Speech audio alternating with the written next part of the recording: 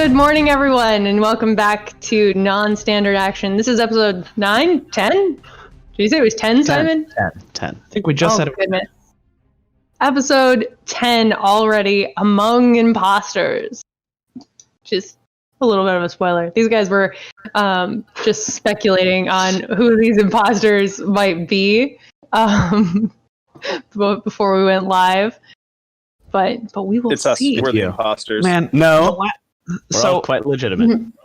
Last season gave me like issues with invisibility, right? It gave me like a complex about facing invisible people. This season's just going to give me issues with like trusting anybody.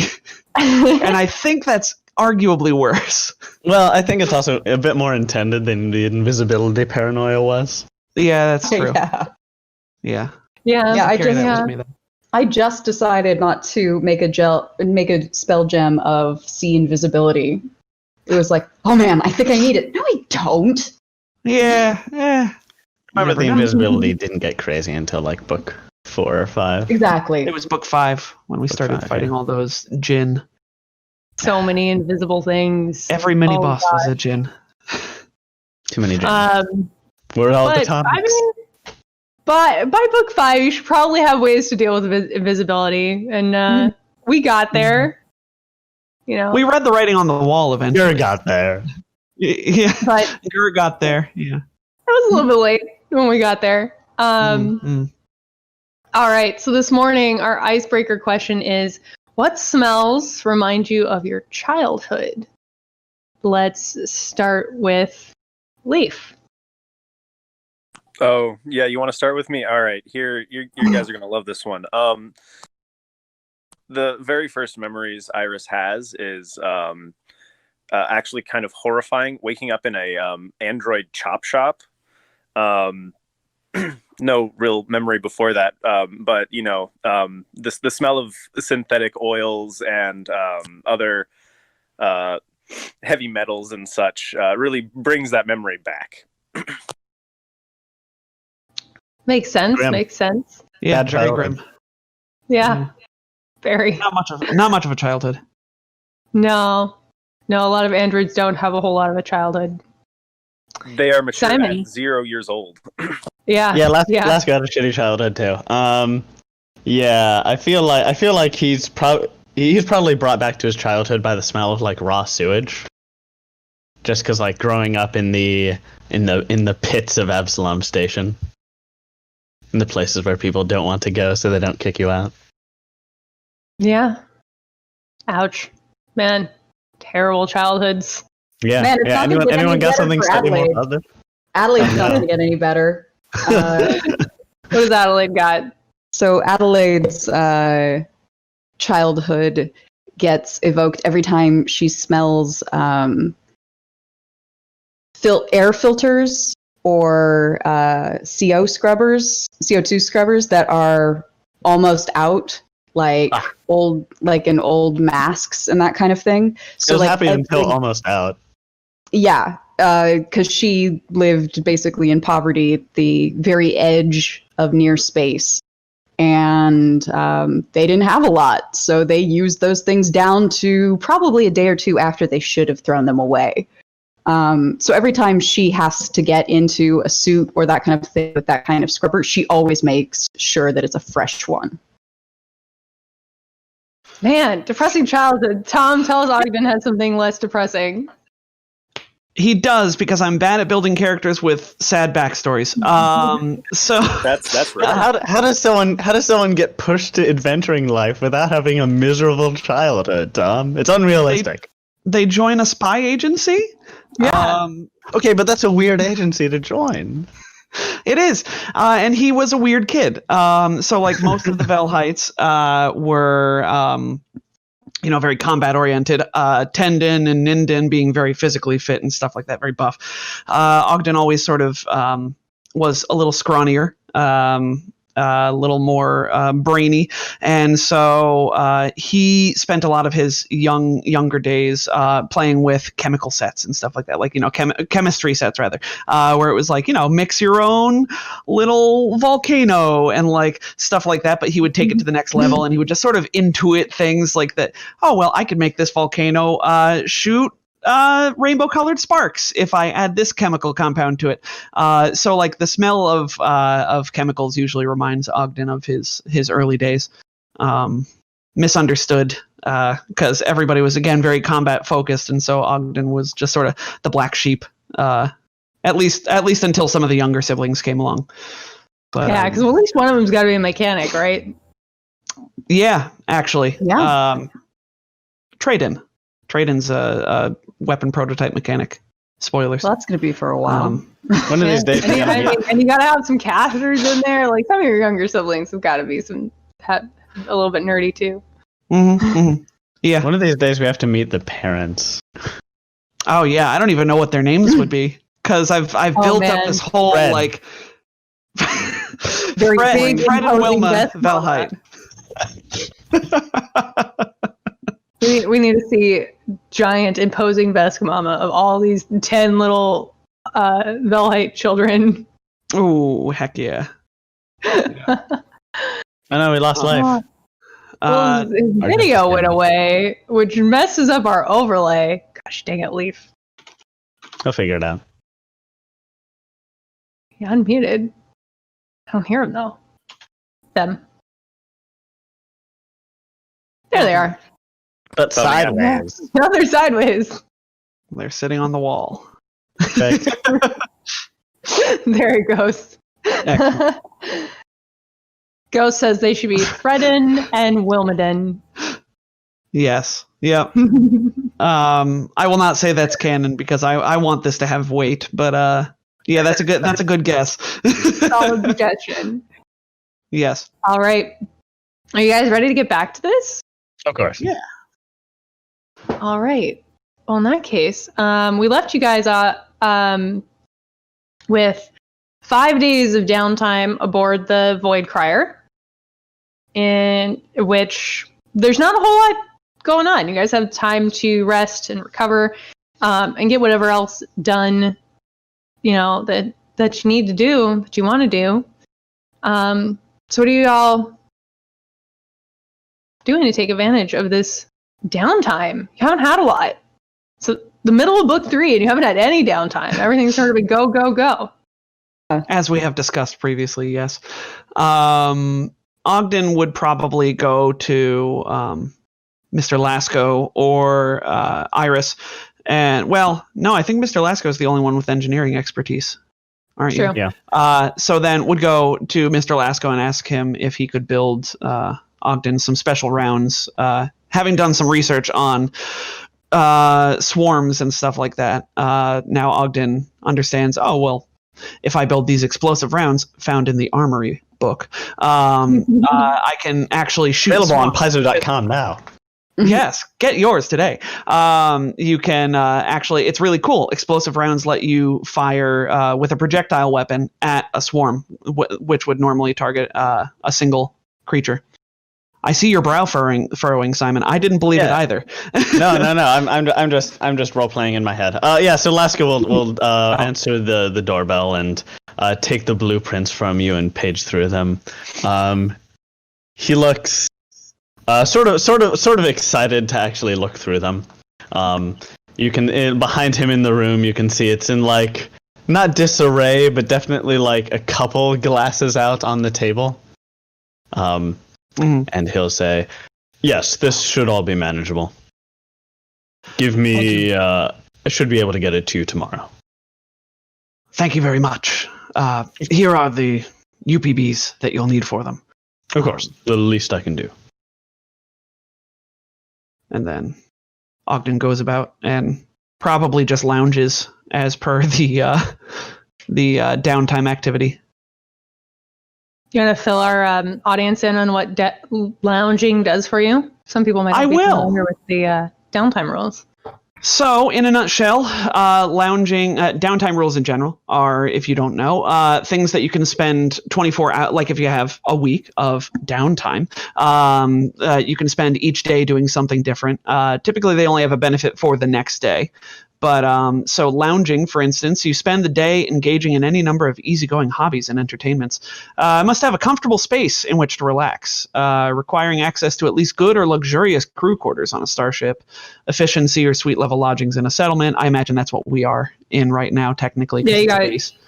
Good crew quarters. You're still on the Void Crier at the moment. Oh, okay. Right. Because we're on our way to the asteroid. And as a result, on the following day, you just gain temporary hit points equal to half your character level, and they last the day. And then you gain a +1 morale bonus to the first saving throw you attempt that day. So it's little benefits. I couldn't find much that was necessary right now for Ogden, so he's had a hard past however many days it's been. He wants to lounge. Yeah, Time to just, space flicks and chill. Yeah, space flicks and chill with himself. Don't read into that. Yeah, let's. I mean, we're the horny show.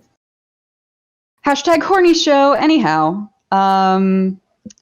Adelaide. Yes, the one with the ace GM. It's the horny show. Yeah. I don't know how that happens. Adelaide is going to make.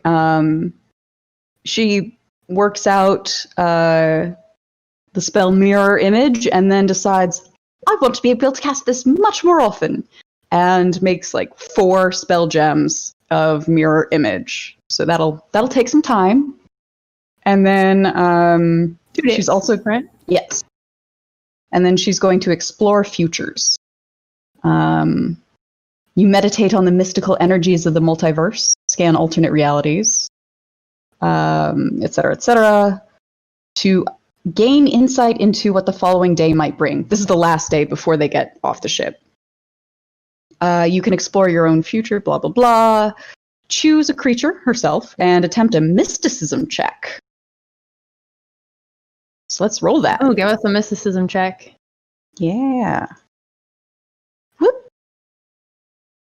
That 15? 15. How does that do you? To get the The rules in front DC of of you? this check is equal to 10 plus 1 minus 1/2 times 1.5. Yeah, It's written 1.5 times the target's character level. So 15 won't do it. Yeah, because it would be 17, because we are level 5. Also, writers, you do realize that you can substitute in 1.5. That also works as that would have helped. Well, in the PDFs, you actually have like the superscript to subscript numbers. It doesn't translate well over to the online SRDs, is my guess. Anyhow, that's too bad because I could have gotten a reroll. Melts my brain, so. Yeah, the discern futures or whatever it is very good because it gives you a reroll on the next day. Very cool. Yep. Oh well. Say lovey. And what is Iris doing for his downtime? Or There. Forgot. Iris is just maintaining their armor.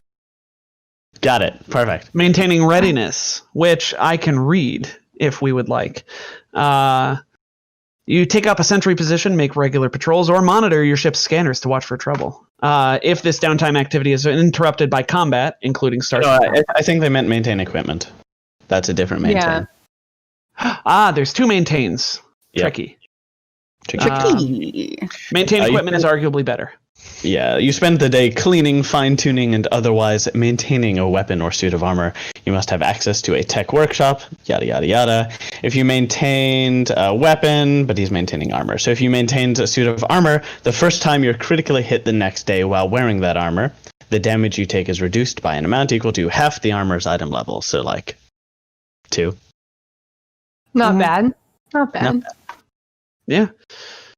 Arguably more likely than you rolling a crit. Because you get more attacks rolled on you. Yeah. Especially if you're Iris. especially if you're Iris. Especially if you're Iris. Yeah, so I guess after a Especially day, we'll. Oh no! So Lasco is on the first day doing the building these darts.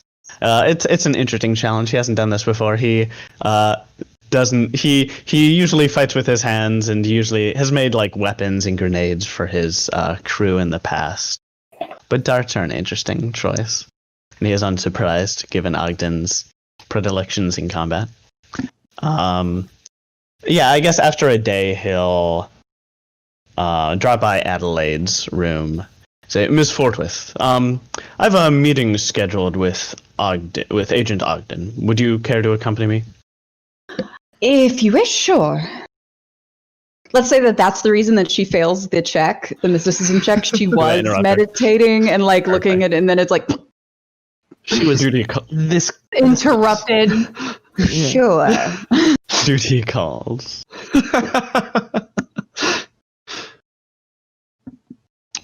So as they're coming, we cut to Ogden, and Ogden is actually has opened up his pack and pulls out the small device that we saw way back in episode 1, as we are referring to it. It was 0 then. Yes. Yeah. In the lost episode, at least for the podcast version. Sorry.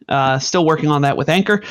But so he pulls out the small device. If you remember, it is the device that the Skittermander pressed a button on and hucked, hoping to kill us all. Ogden knows what he was told it was. And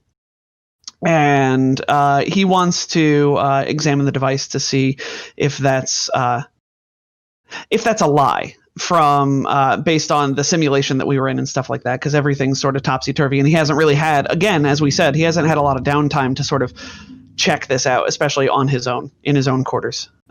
So he takes a moment and opens up his backpack to examine the device.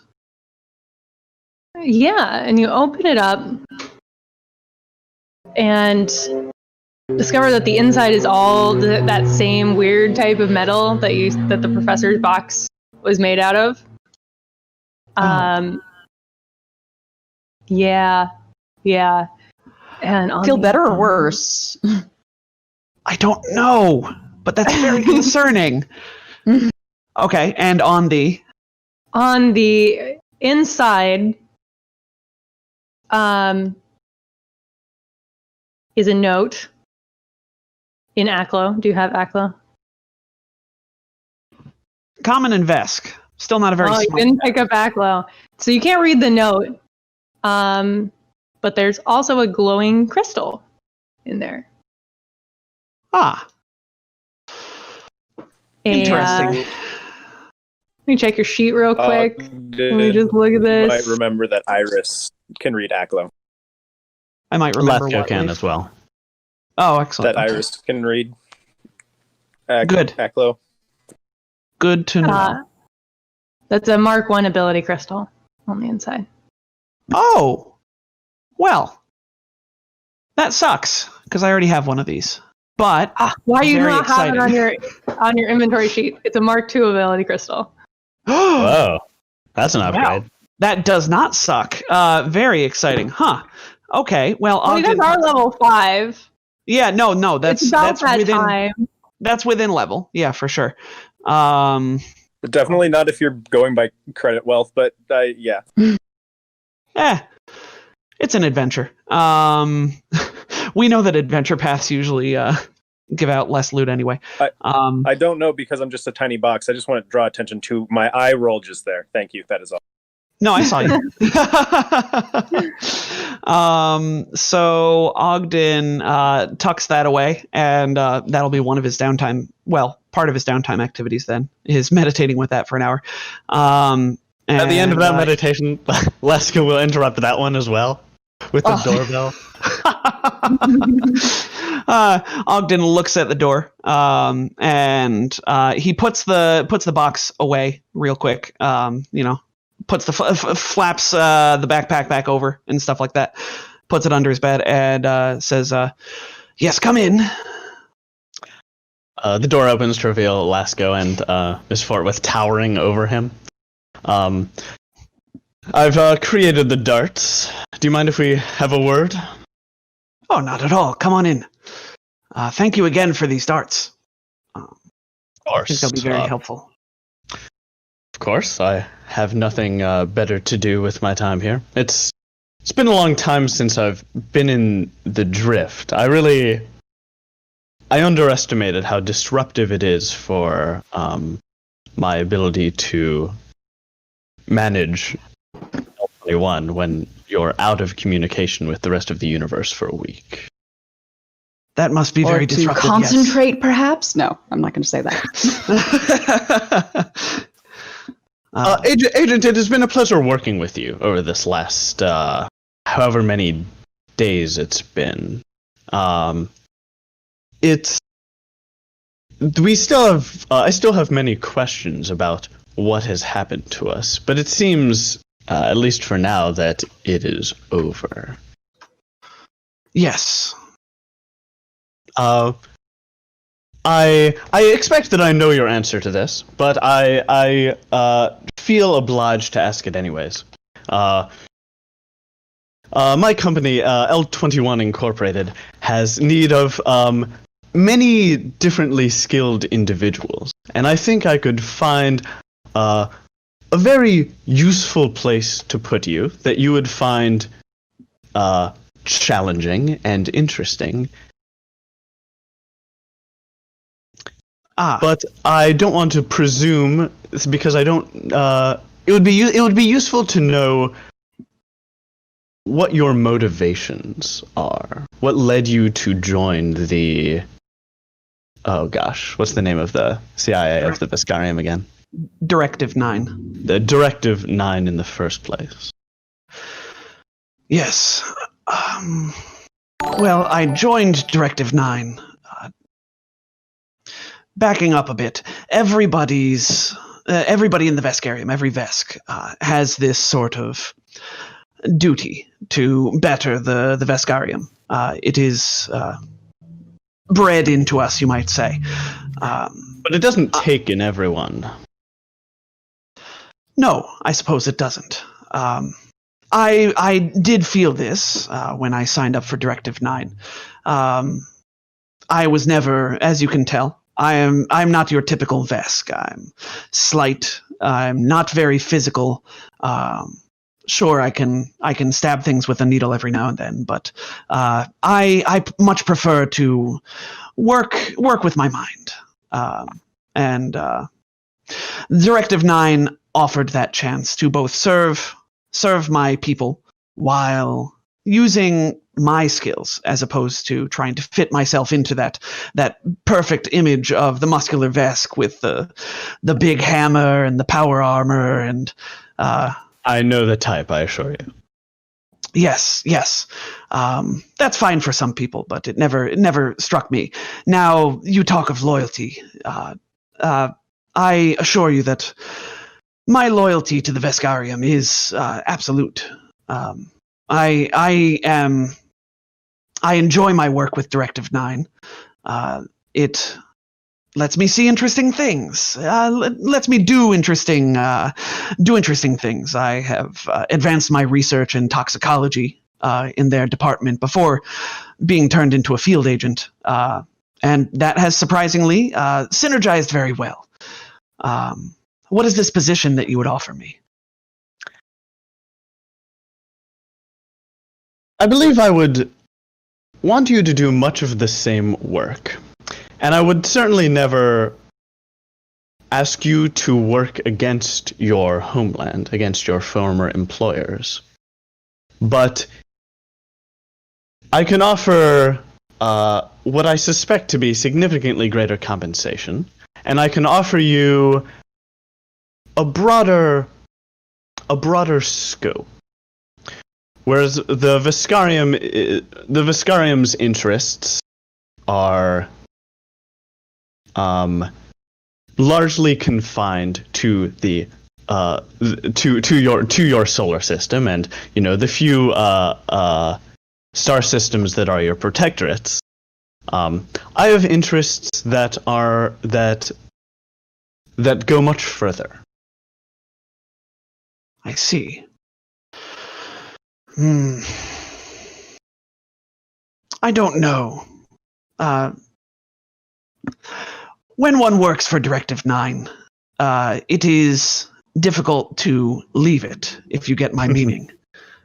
I do.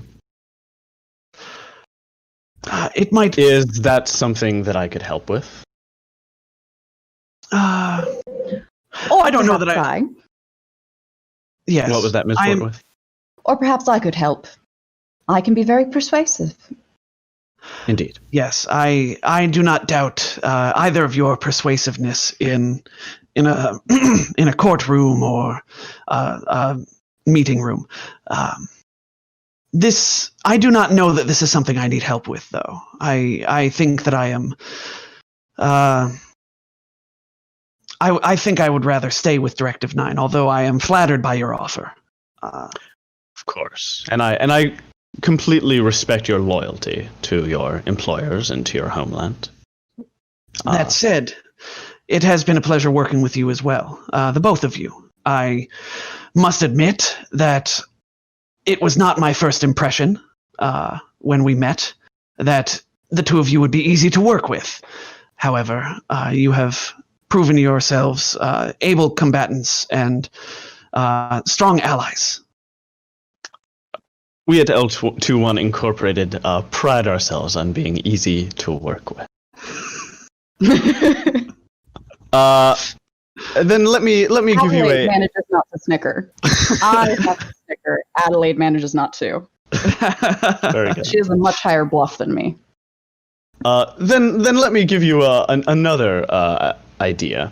As you well know, the Vescarium is a somewhat of a closed loop. S02E10 Incorporated has some trade that passes through the borders, but that trade is highly restricted, highly audited. And while I'm certainly interested in working within the bounds of the law, it would be very useful to have a contact inside who is able to push the necessary buttons. Again, in a entirely above board way. A strictly legal sense, yes. Okay. Well, I don't see the harm in a correspondence after we get out of whatever this is. Perhaps once we get to this steward's base and we put this all to bed. Yes, that would be possible. If possible, I would like to put you on a retainer to make this situation formal. Again, so that there are no ruminations of corruption or anything like that. Of course. Is that something that your position affords you?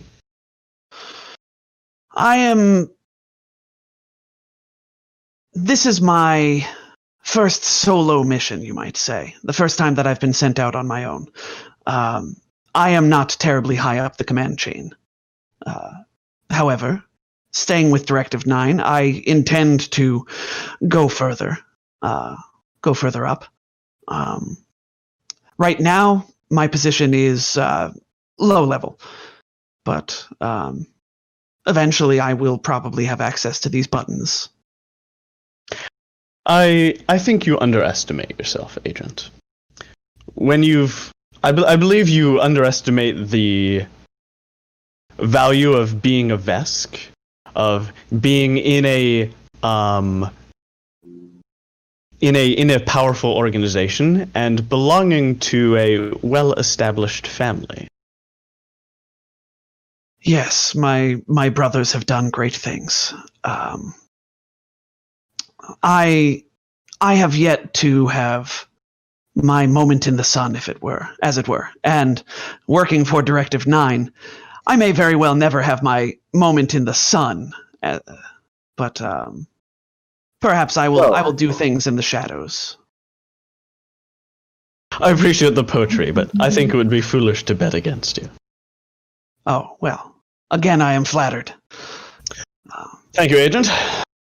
Let me know if there's anything else I can construct for you during this voyage. I don't really know what I'm going to do with the remaining 3 or 4 days in this godforsaken dimension. And similarly, let me know Adelaide, if you have any biotech upgrades that you would like me to construct. And Adelaide.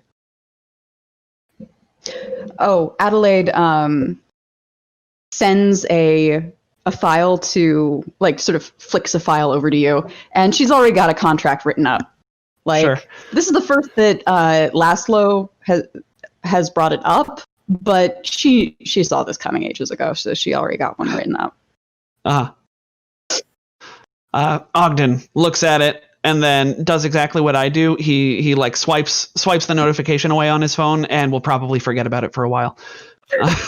Take your time to read it and let me know if you have any questions or considerations. Of course. Thank you. We'll step out of the room. Mm-hmm. Ninden, when you meditate on that crystal. Yeah. I'm Ogden. Oh, sorry. I was looking at Ninden.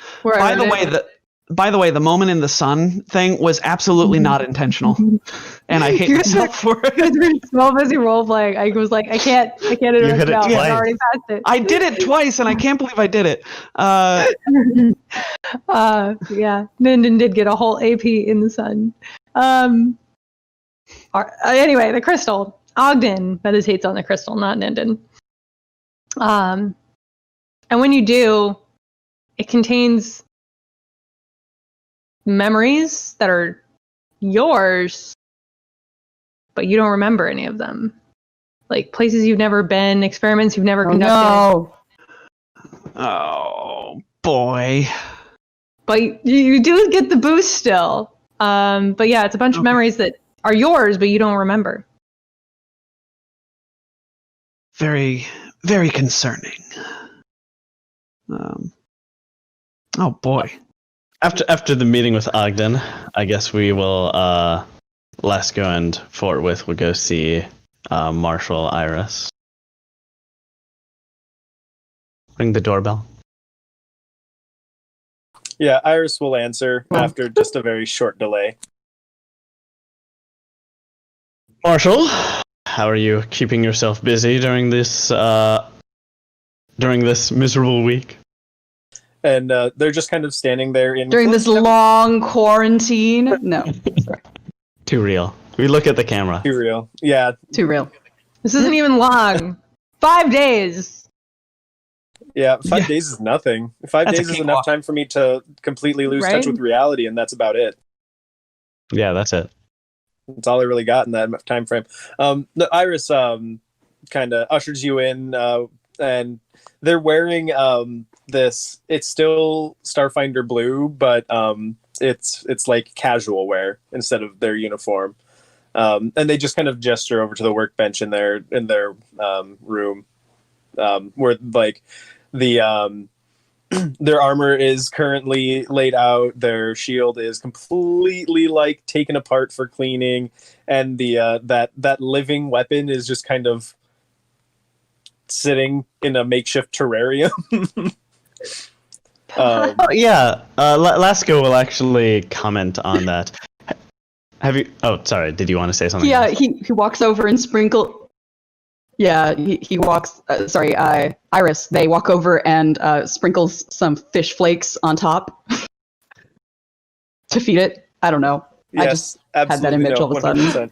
It does not need to eat for the record.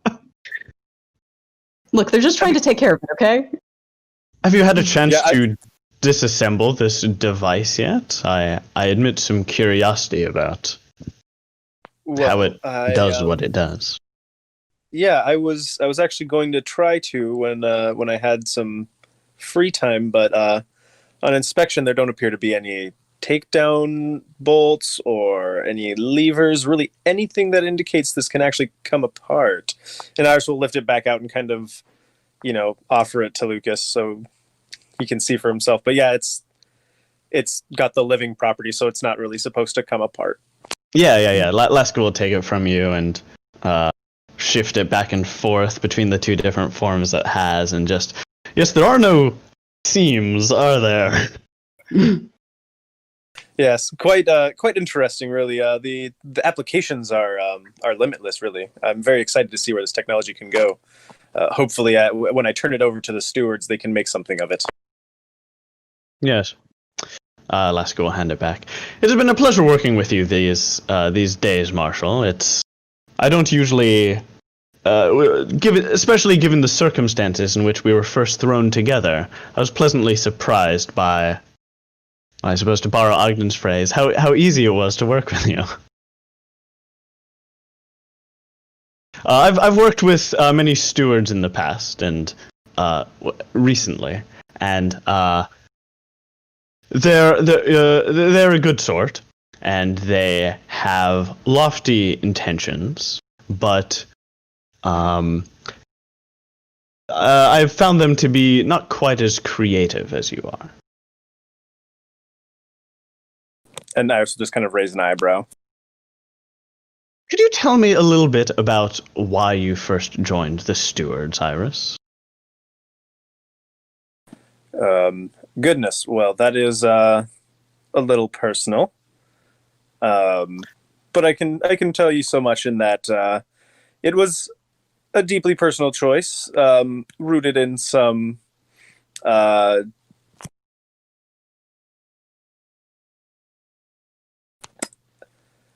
yes, how do I say this? Trauma. I think it's better left said that way. I don't want to change your view of me in any way. Iris, I respect your decision to keep your past in the past, but I suppose I would have hoped that our days in brutal combat might have taught you to trust me. If trust is not the issue, I understand. And Iris just kind of looks you down and further down, I guess. Little Yosoki being very far down. Half Iris's height, and kind of sighs and says, "I suppose you're not entirely wrong there. Well, suffice to say, the android abolitionists were not fulfilling the needs that I was looking for, so I needed to seek more mainstream options. It is an alliance of necessity and a job that is providing me with the most avenues forward at this point in time." The android abolitionists were too aggressive? It's just it's an interesting direction to go between a group focused on a particular goal to one with broader interests. And I'm sure it seems that way. Glasgow pauses. I see. Is there a way that I can advance your goals more quickly than the stewards can?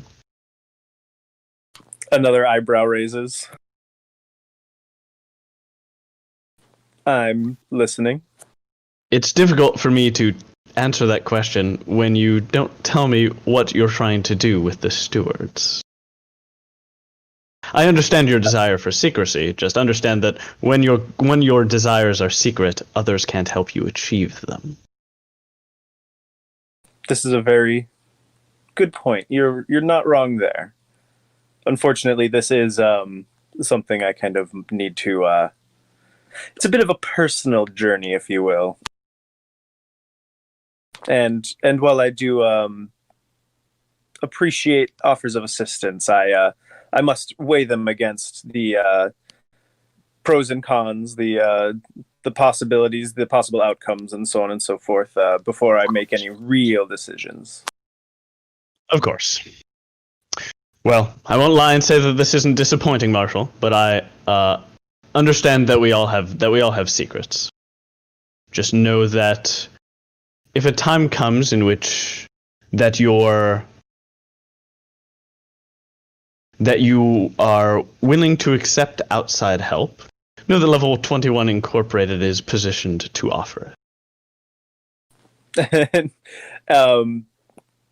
With that, Iris will kind of realizing what all is going on here, finally putting the pieces together, says, "Ah, I see," and then pulls out a card and hands it to you. And you see on the one side it says, "So you're trying to bribe a steward officer," and then Iris realizes it's on that side and flips it over for you and says, "So you're trying to gain a steward informant."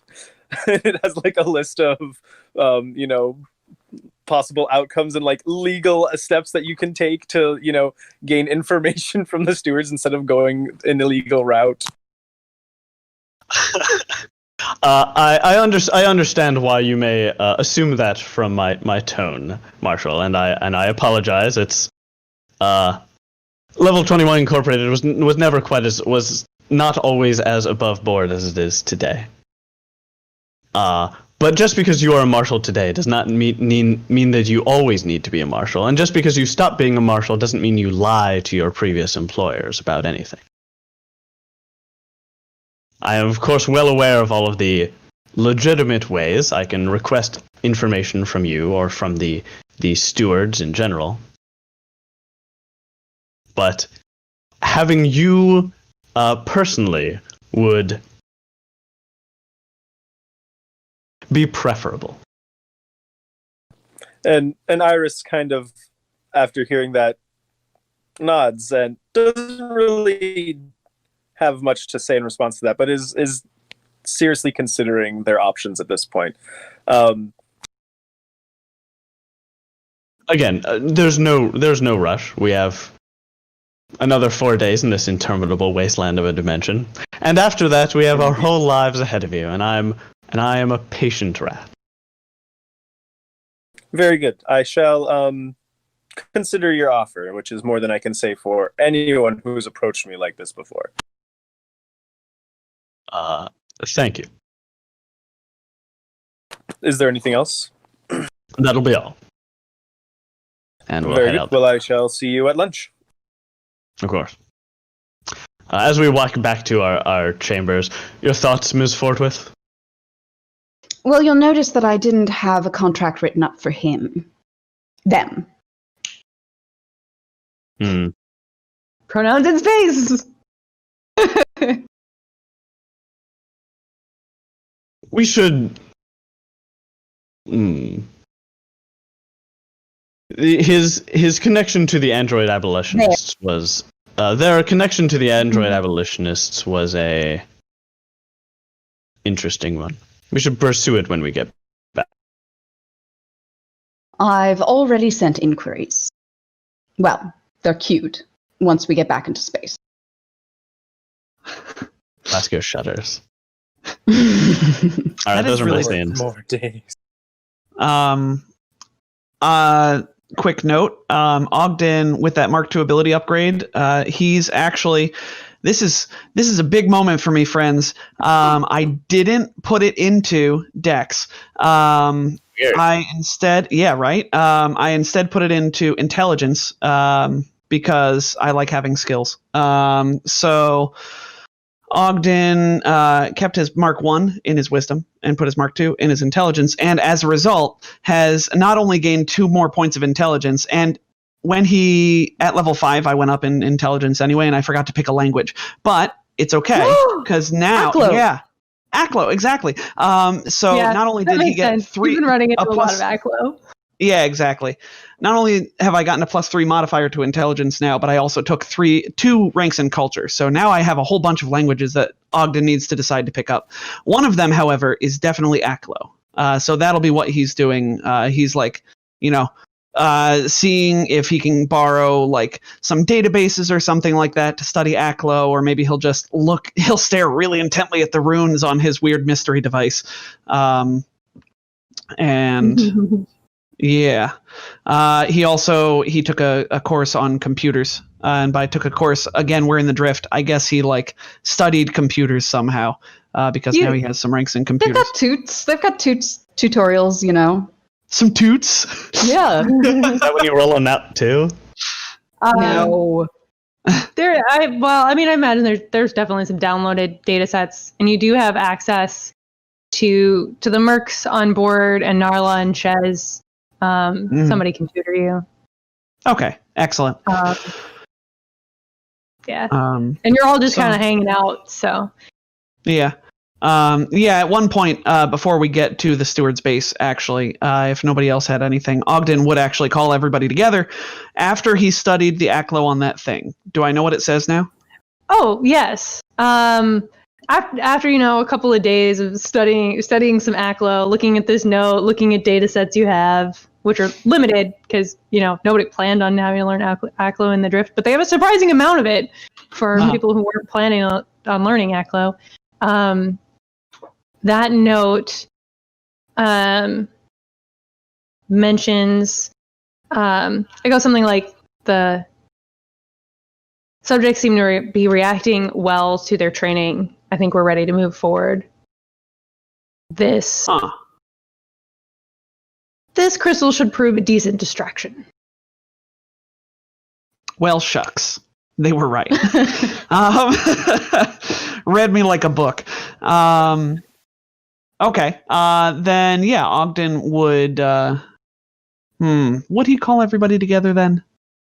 I don't think it's as much of a revelation now, because we already know that we were being experimented on. I didn't want to take away from the revelation. That was bad phrasing on my part.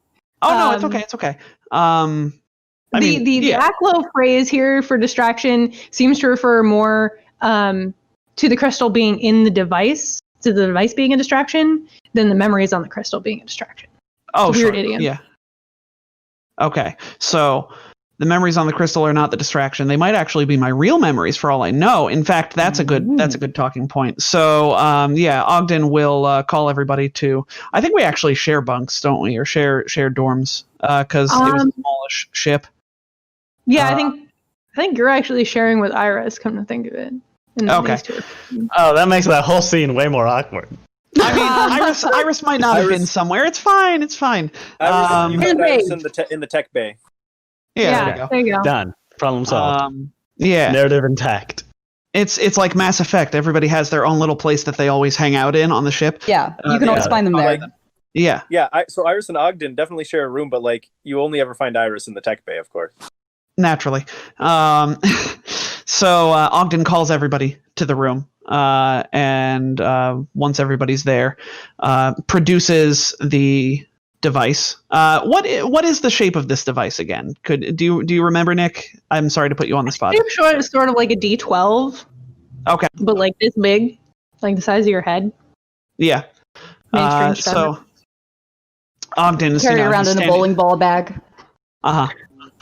He's standing there with his hands behind his back as everybody comes in and stuff, and then with a dramatic flourish, he produces the device and says, "This is what I've called you all here for. This device, ostensibly, was what I was after on the station that we all met on, whose name escapes me now. If you, the memories are hazy for me. I don't know if they're hazy for you as well. But there was a Skittermander. The Skittermander had the device. I wanted to get it back. That was my mission. That was my whole purpose for being there. Then we appeared on the ship, but that was later. This device was said to be actually, don't worry about what it was supposed to be.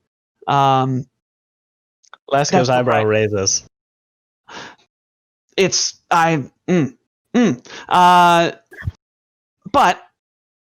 when I actually took it out again and I studied it, this is the first time I've had a chance to take it out of my pack, because I wasn't able to drop it off at the drop point. It's been a busy I took it out to study. Couple days. Yes. And it's funny because our memories are fuzzy. I should have had time. To drop it off, but now it's starting to all make sense. Because maybe you did, and those memories were removed. I hadn't even thought of that. Let the man finish his thought. Sorry, I really like interrupting people. Quite all right. No, it's very rude. Only I get to do it. So, this device, look at it. Look. you read Aklo, and he holds it out to. Yeah, we've all learned Aklo in these few days. Iris and yeah. I haven't. Ooh. Oh well. Miss Forthwith, what this says is that the subject is responding well to experimentation. We might be ready to move forward to the next phase. That is certainly not what I was sent, nor what I remember picking up. Also, it was probably replaced by the Greys. Which is even more concerning, because that means that they have the device. Indeed. Yes. There may come a time when I see fit to inform you of what the device should be. But again, who knows? With all of this mind pronking, it could be anything at this point. Of small note, also hidden inside the device was an ability crystal. Inside the crystal were memories of myself. Memories that I don't remember. But it was me in the memories. It was like watching a movie of myself. But the memories didn't match. I don't ever remember experiencing those. Well, now in the that's lab, two then. We've seen these before, right? In the lab, we saw those recordings of each of us that none of us remember. I thought that was just with Fortwith. Am I wrong? Yes. Yeah, Very Adelaide much. found a picture of herself. Yes. I see. It was that she doesn't It was just remember me, I think. the event or those. She's never owned those clothes. She doesn't know what that event might have been. This is a very similar thing to that. Yes. Yeah. This is well within the purview of what we've seen the Greys do, though. Just removing memories. It's a worthy question why they removed those memories. Yes. Did they have some particular import? They were just memories, right, Nick? They don't seem to have anything. It wasn't targeted around anything in particular. I didn't see myself dropping off the device, for instance, right? No, you didn't. It's like I said, it's just a lot like that picture that Adelaide found. There are experiments you don't remember doing, assignments you don't remember going on, stuff. Fairly innocuous stuff. Yeah. Okay. Are they early memories or recent memories? Or is there any way to tell? Like from how you look? I look the same age. It's, Curse and a blessing. Yes. Great features. Runs in the Vale Heights. Good genes. So It's that yes. best genetics. Yeah.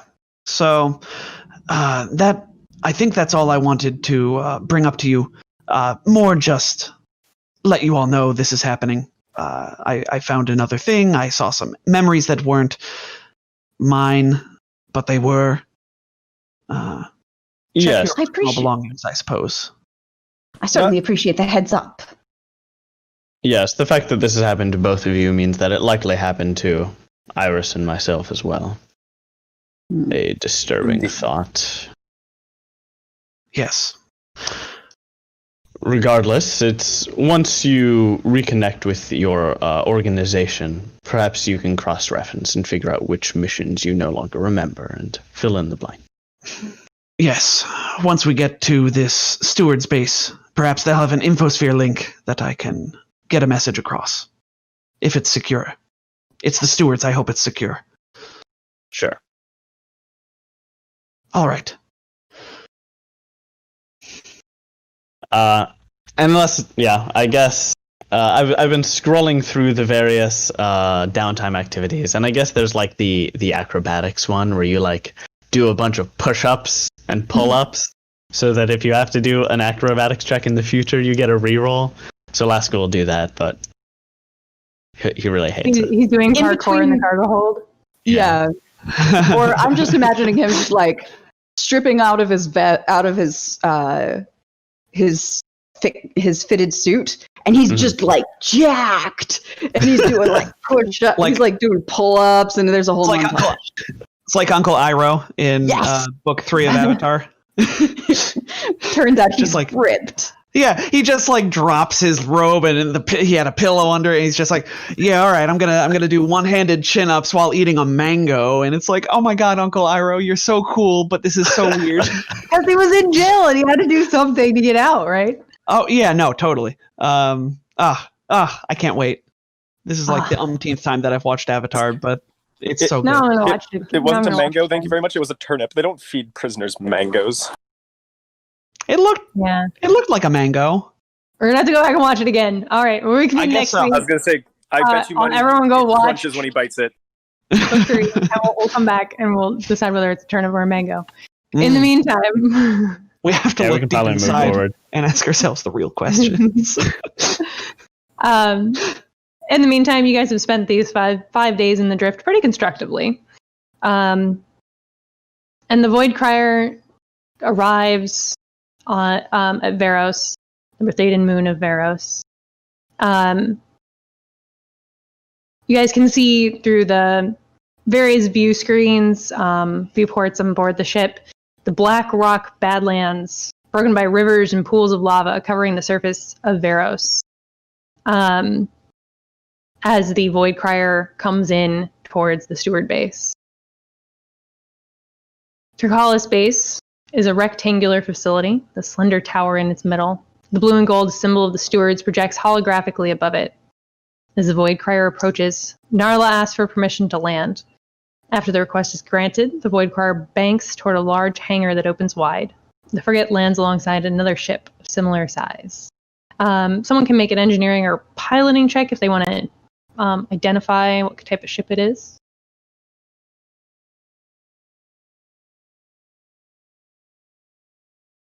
$20? Iris got a 25. Yeah. That's a 25. Nice. You both recognize that as a Sandoval Vagabond light transport. Iris, you got some time to sort of talk to these people if you want to tell them a bit about the base? Maybe? Your friends? Yeah, sure.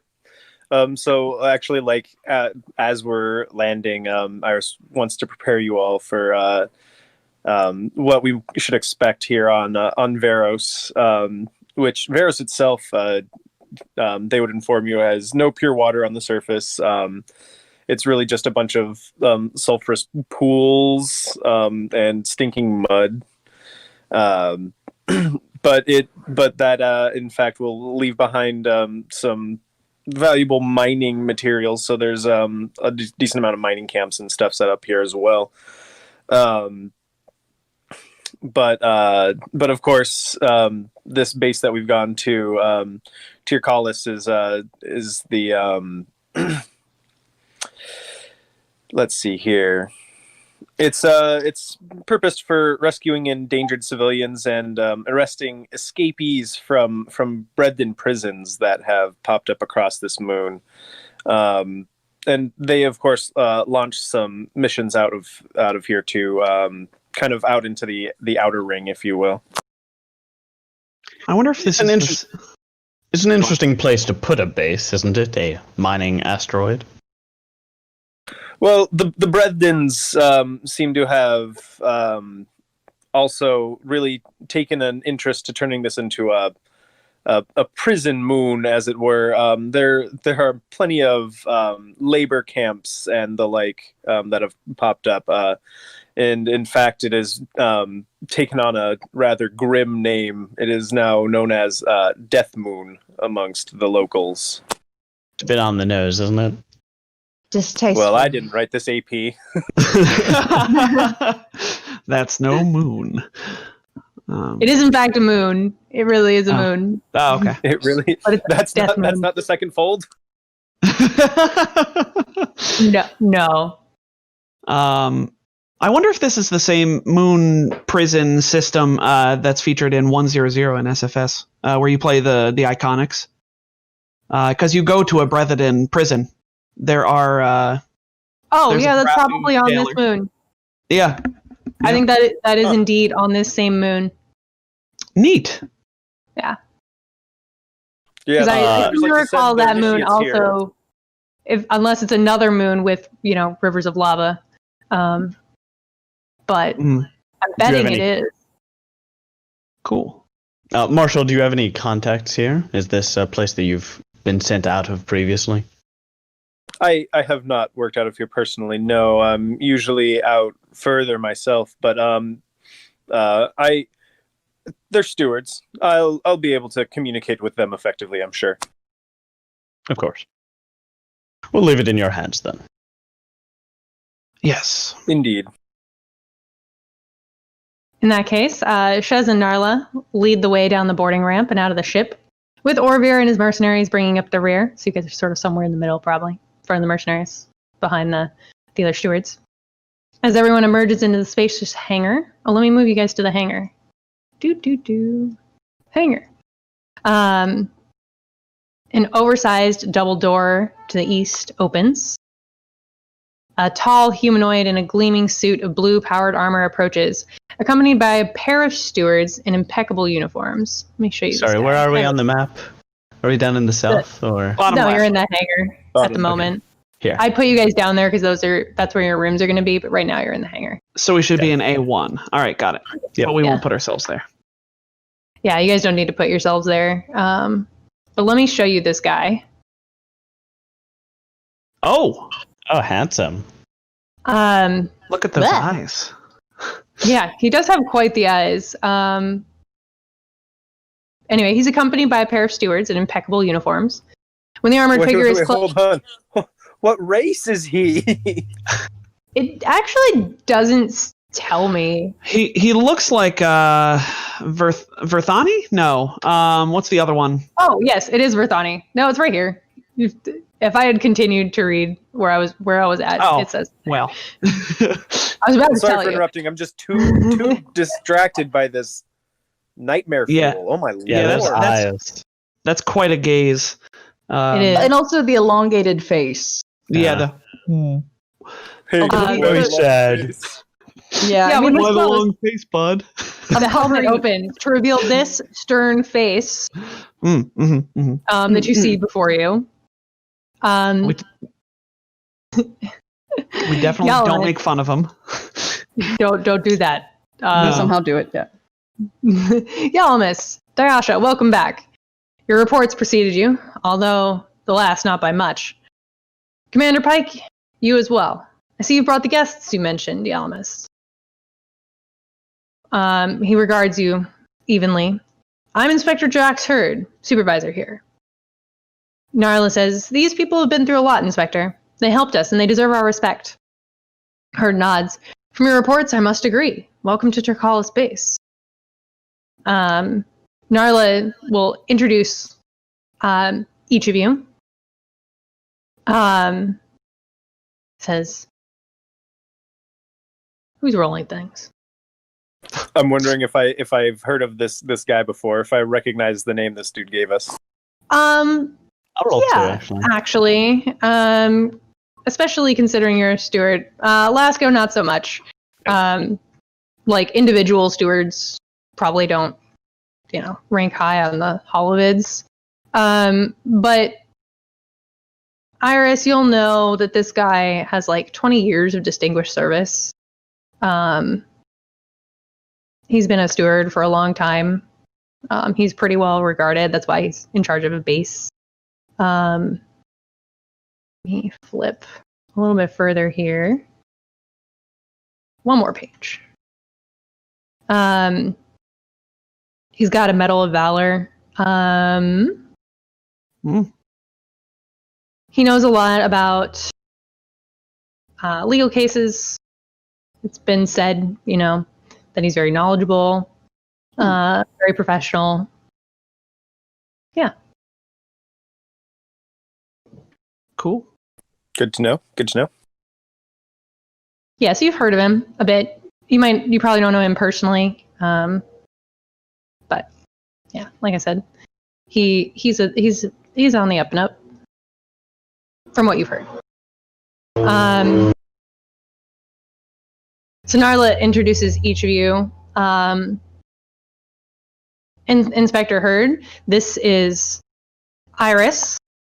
Been invaluable to us on the trip here. Ah, yes. I heard that Oh, now I'm blanking. I should have written these down. I should have written down the cool things that you guys have done. Iris, what do you think is the coolest thing that you did on this since you met the stewards? Oh gosh. What have you been bragging about on the ship? I'm sure they. Oh well, Iris doesn't brag. Iris is so humble. All right. What have people been saying about you on the ship? Do you think? They're all very impressed with Iris's piloting in that ship combat. Ah, yes. He was the pilot when that took out the gray ship. Or I heard you were the pilot that took out that gray ship. Well done. Indeed, it was no small feat. Those flying saucers are very maneuverable. They are indeed. Narla chimes in again, and this is Mr. Lucas Lasco.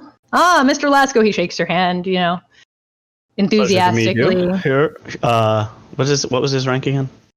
Inspector. A pleasure to meet you, Inspector. It's been a trying few days. I'm glad to be back in Steward space. I'm sure you are. I heard your engineering skills came in particularly handy. Yes. My childhood working in machine shops ended up not to be a waste after all. We're glad to have you. Narla gestures. This is Adelaide Fortwith. Ah, Miss Fortwith. A pleasure. Always. I hear you're quite an adept spellcaster. Among my many other talents. Always a useful thing to have, especially those who can gaze into other realities. Indeed. And last but not least, this is Agent Velheit of the Vescarium. A pleasure. Agent. It's not often we have Vescarium guests. Welcome. Thank you. I heard that you're quite adept with medicinals and delivering them on the fly. Yes. It has come in handy once or twice on this trip. Yes. My team is quite lucky to have someone of your medical expertise along when they needed it most. I should think so. I am happy to have helped. You guys can make me a quick sense motive check here as he goes around this friendly introductions on this politician act he's got going here. Ogden's got a... Oh, man. Killing the skill checks today. I'm really digging this. Yeah, you guys are doing great. Actually, that's a 27 for Adelaide. Yeah, 31. 28. Lasco beat me. And Iris coming in last with a 26, I guess. Well, all four of you get sort of the sense that it's a little bit disingenuous. It's definitely like a politician kind of act, but you're not sure like why he's being so flattering. You're just like, okay, this is a little bit over the top, And then Ogden, you catch on that this flattery is really intended to reinforce your trust rather than to specifically acknowledge the efforts of the group. He's trying to, schmooze you. Butter us up. Sure. Yeah. Okay. After everyone's been introduced, Hurd says, "You must stay in the guest wing," and gestures to a door to the south side of the hangar. Sort of starts leading you that way. There's plenty of room there. Guests are not permitted in the secure wing. Please do not attempt to enter any doors labeled restricted access. Now, considering what you've been through, medical checkups are in order. I'll instruct our physician, Dr. Nodens, to conduct those and make sure you're all right. She's been instructed to debrief you about your ordeal, so that everything you've learned about the Greys can be added to our data. Of course. Do you have an idea when we might be able to get back to the Pact Worlds, Inspector? I have a lot of business that we were expected back there around today, and I'd rather not give my subordinates any more cause for concern than is necessary. Of course, there's communication equipment in your rooms here if you wish to send any messages. Obviously, everything will be filtered through our technology, as we can't have too much information about the base getting out, but we should only keep you a few days. when Lasco mentioned his subordinates, what popped into my head was, when the rat's away, the mice will play. Herd takes his leave with Shez and Narla off to the east, back through that restricted access door. Orvir, Kaneko, and the other mercenaries are going to accompany you to the south. The mercs are in good spirits, eager for a shower, sustenance, and sleep. You guys are assigned 2 guest rooms down here, and I sort of split you up the way you've been splitting yourselves up. You guys have these guest rooms in the middle, and I've sort of scattered the mercs about here. They're taking up residence in these 2 barracks spaces marked as A2. This A3 in the middle here is like a rec area. A7 is the bathrooms. Orvir and Kaneko have their own rooms as well. A9 is a gym. As you guys kind of look around.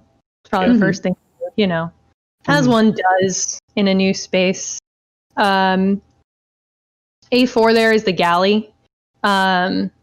It's staffed by drones, but you can get pretty much anything you want. A5 is a little briefing room. You'll notice down here at A10, there's a guard standing in front of another restricted access door.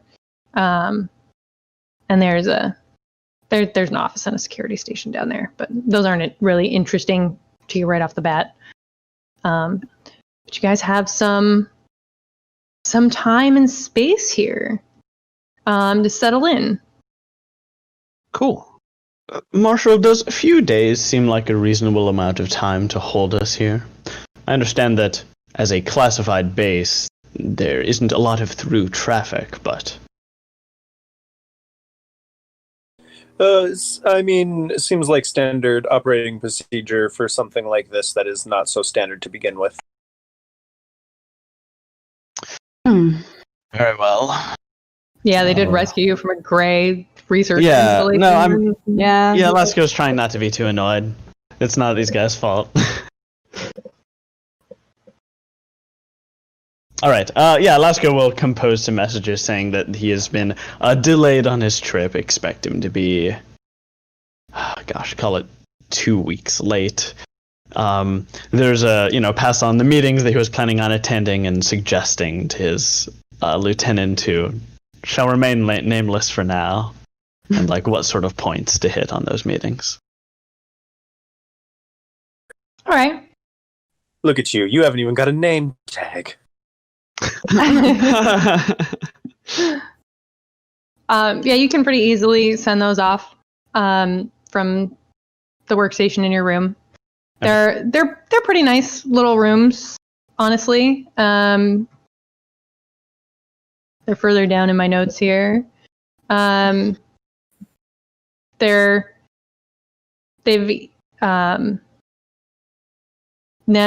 lavatories are outside, but each has a bunk bed, a desk, a comfortable chair, and a wardrobe.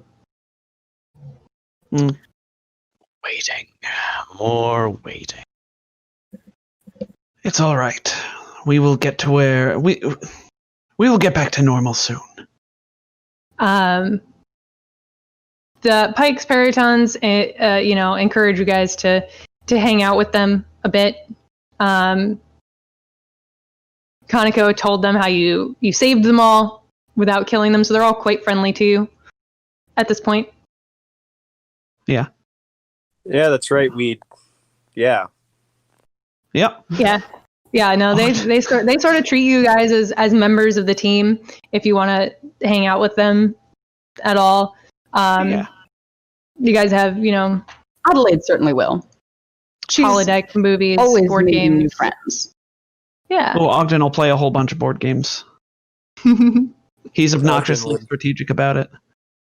Yeah, there's strategy games and all sorts of things in that entertainment area, that A3 there. Mm-hmm. It's got comfortable couches, chairs, tables for gaming or dining, a tri-vid projector, other amenities. Some of the mercs like the holovid guitarist game quite a lot. This can play. Yeah, I think Lesko's like highly professional veneer sort of is let down very slowly or over the course of multiple days. Yeah. And his sort of like sophisticated accent like kind of experiences a retrograde, and he starts using slang that you'd have trouble imagining coming out of his mouth. But then he catches himself and I didn't know you knew that word. He drops I a usually pretend yeet. not to. Well, you only really get that first full night before the next day. They start asking you back for debriefings one at a time. Okay. And we're going to do this sort of in a montage way. Each of you are led back to the medical center for a physical exam and debriefing, which is in this little, if you sort of scroll to your right on the map, they take you past the security door and into A12 here. So you guys don't get to see a whole lot of the base right off the bat. Yeah, Ogden's looking around curiously at anything he can when they bring him past the security door. Yeah, all you really see past the security, you see like another door, a couple more doors further down the hallway, and then it turns abruptly to the left. But they take you into the medical bay here. Got a lot of bouncing in here. Let me get the description of the medical bay here. It's got beds for 5 patients, and there's a laboratory area in the southwest corner, separated from the main chamber by a curved wall of transparent material with an archway on either end. You're introduced to Dr. Nodens and her assistant, Joylyn Keenan, as they bring you in for a somewhat routine physical, sort of just checking you over. The Nodens isn't particularly gentle. It doesn't have a great bedside manner. But other than that, the exam's pretty routine. She does seem very interested in your physiological makeup, making notes about Iris's strength and Ogden's lack thereof. I have a base in strength. But once your physical exam is complete, Dr. Nodens will take you into A13 here, which, flipping back, is a relatively sterile room with a square white table in the center and 4 metal chairs around it.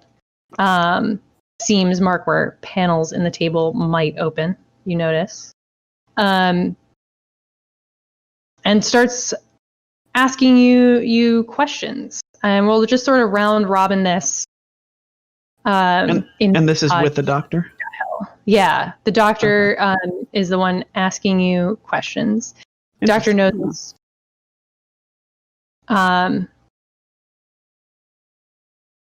So we'll sort of just go around. We'll start with Iris. How'd you know there was a gray ship following you? Well, we saw some sensor readings that indicated there was an anomaly at the port of the ship. To the aft of the ship, and on investigation, it was revealed to be the gray ship. Mr. Lasko, what happened to the other crew on board the Void Crier? The ones who were... Oh, yeah, yes. As Gosh, I have to remember. We were on the bridge when the stewards screamed and became catatonic, and the mercenary company seemed to become hostile and believed that we were not who we were. Miss Fortwith, what happened on board the Void Crier that you had to subdue the other passengers? They went mad. And is the doctor really necessary for this part? She sort of raises an eyebrow, like, and then we'll flash I'm to. just saying. I mean, if you were picking someone to conduct interviews, someone with training in psychology is probably a good choice. That kind of. This is one of those, I guess I misunderstood on the police then. moments. Yeah. I guess I was assuming. Never mind. Don't worry. Keep going. Yeah, the doctor is the one asking you these questions. Okay. Sorry. See, I thought the doctor was like standing there while I'm getting interviewed by a cop, and it was just like. No, Dr. Nodens is asking you these questions. Okay, sorry. Never mind. Forget she said that.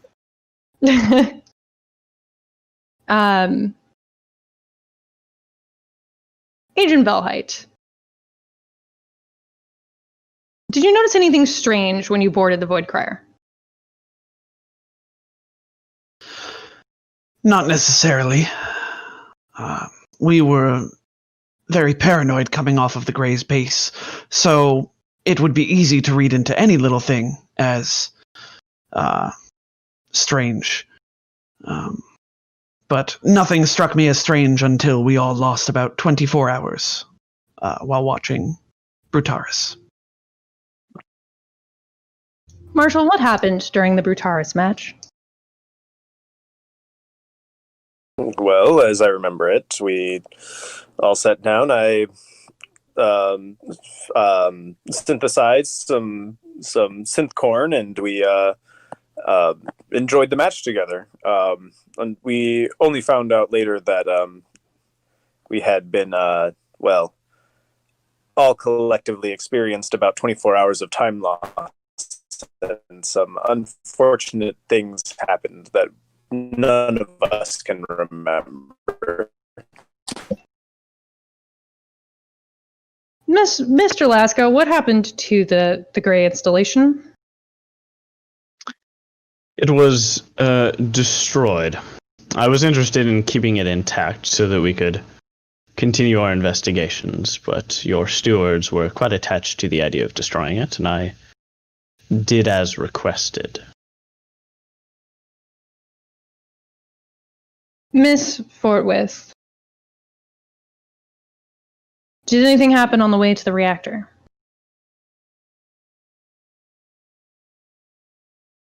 Well, a number of things happened on the way to the reactor.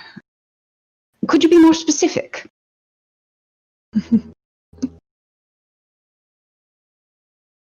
Agent Velheit, what did your team discover in the reactor on the base?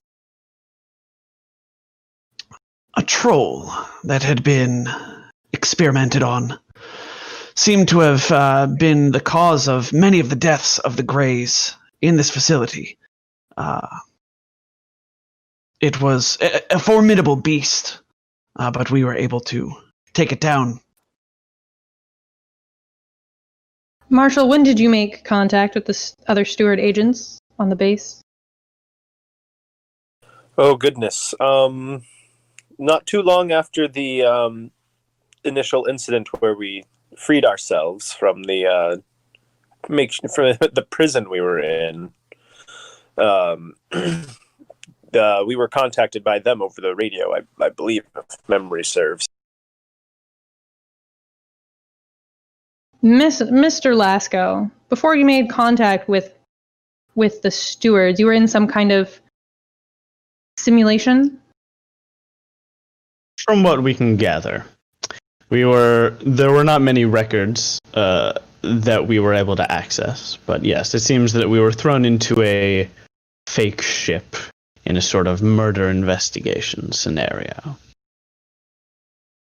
Swartwith, tell me more about this murder investigation scenario you were part of.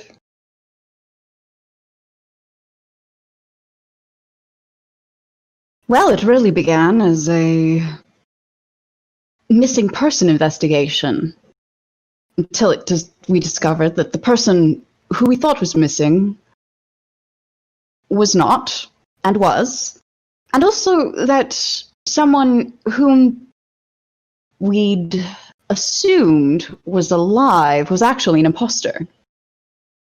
The captain had been dead for several days.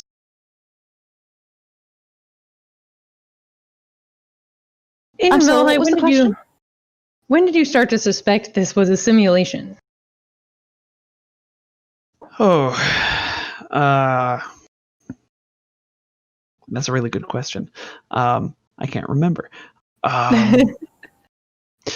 It was, honestly, I didn't see it coming until we woke up outside of the simulation. I knew that something was wrong, but I suppose the first crack in the veneer was the device that we found in the vault, as opposed to some ancient artifact from Triaxis, as it was told to us.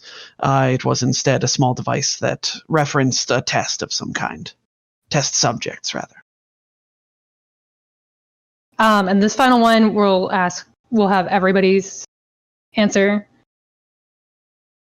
What do you think the Greys were studying you for, Marshall? I'm sure they were just trying to assess hierarchy and leadership roles in modern society, as they are a collective, more or less. Mr. Lasco? I believe it would be irresponsible to hypothesize. I don't think we know enough. Miss Fortwith?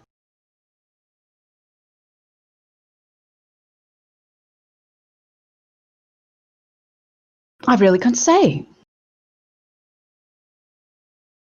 Agent Bellhite? I worry that they were trying to get information on the Vescarium and the agency for which I work. She releases you all without too many further questions. She mostly seems interested in getting every detail that she can record about your experience. But yeah, she lets you go with a note that she'll want to talk to you some more tomorrow. Later on in the day, Kaneko will ask you, maybe catch you guys at dinner. How are the debriefings today? They were fine. Just respectful. They just were cross-checking our stories. Yes, uneventful overall. So much has happened, in fact, that it's difficult to remember it all. Why do you ask? Just curious. I mean, you did save us, after all. I'd like to think you're friends. Of course, that. it's we are just a bit stressed being trapped on a prison moon. You must understand. I don't suppose you have any idea when the next ship is likely to come that would be able to bring us somewhere slightly more accessible? Kaneko shrugs. Well, I'm sure when they're done talking to you, they'll arrange a way off the moon for you. I see. I'd just enjoy the time off for now. I was looking forward to a couple of days off. Those couple of days have turned into a couple of days of strenuous physical activity, followed by a week of inactivity. Usually I prefer to pay for the privilege. Huh? Well, beggars can't be choosers, I guess. The next day, you're each called in again to see Dr. Nodens.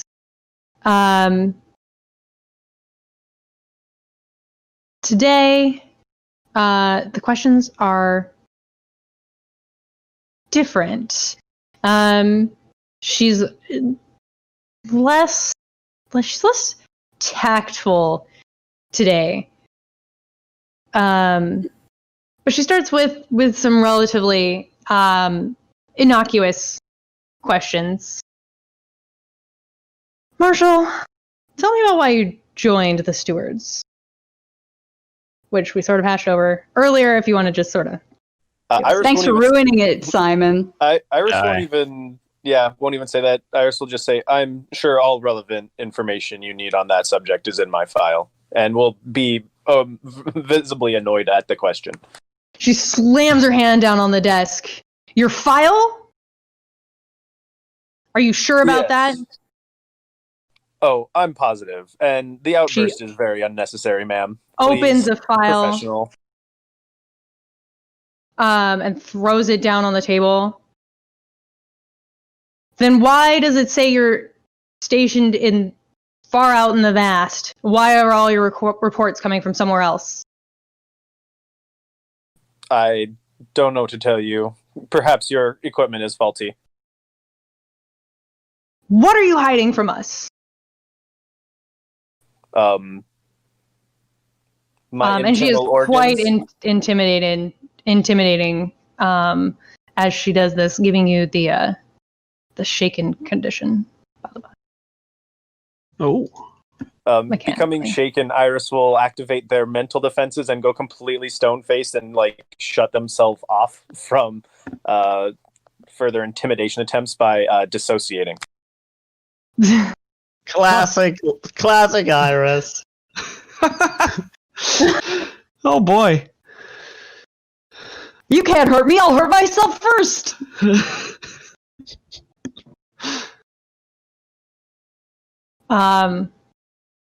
But you have nothing else to say? Iris responds with yes and no only. Intense.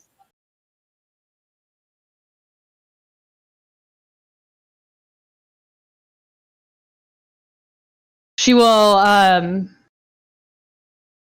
begin to suggest that you're working with the Greys and that you should be locked up for everyone's safety. Do you continue to answer in yes or no answers? Iris will make the suggestion that she's incompetent and should probably be on the other side of this table for a psych eval.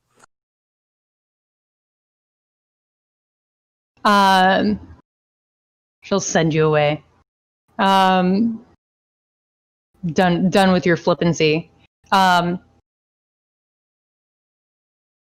if you spent any time looking at that folder, those reports look immaculate. They look entirely real. I would actually. Those are Steward reports that show that you are not where you say you are, not where you are. Weird. I was actually going to say I'd like to do a thing if that is at all possible. I'm going to try, not taking the whole file, but I want to try and slip at least one page of the indicator, whatever, that shows that Iris has been sending that information. Yeah, slide a hand. Yep. That's 28. Funny. I'll let you do it. Yeah, you can. Iris grab picks one up of those the file papers when she throws it on the table, and they're looking through it, and they kind of do that whole slide a bit of paper out of it, accidentally drops the file and picks up one of the pieces of paper and puts it in their coat or whatever. All right. When Lasco gets called in, what do you do professionally, Mr. Lasco? I'm the owner and chief executive officer of S02E10 Incorporated. You don't say. That's a prestigious position. Thank you. I worked hard to get where I am today. How did you come into that? Persistence. A valuable attribute, to be sure. Yes. Now, you set the reactor to explode, didn't you? Yes. Why'd you do that? I was ordered to by the stewards. You were. How can we Yes. be sure you didn't want to destroy the Grey Base and everything on it? As always, you'll have to take my word for it, or over the words, or the what was the name of the steward on who was with us? Sayasha. Are Sayasha's and Shez's reports conflicting with my story? They might be. Will I speak with them to see why? No, not today.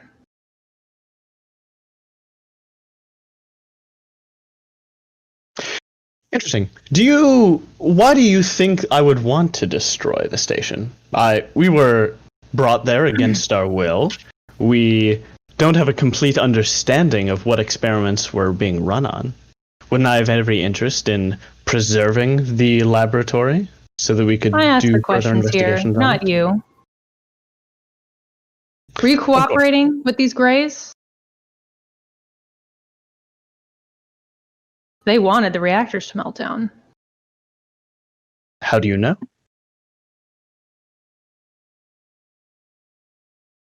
That's not an answer. I apologize. I apologize, Doctor. I'm surprised by this turn of questions.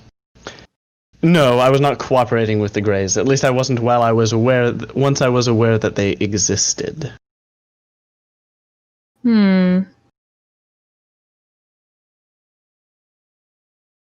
All right. You can go. Thank you, Doctor.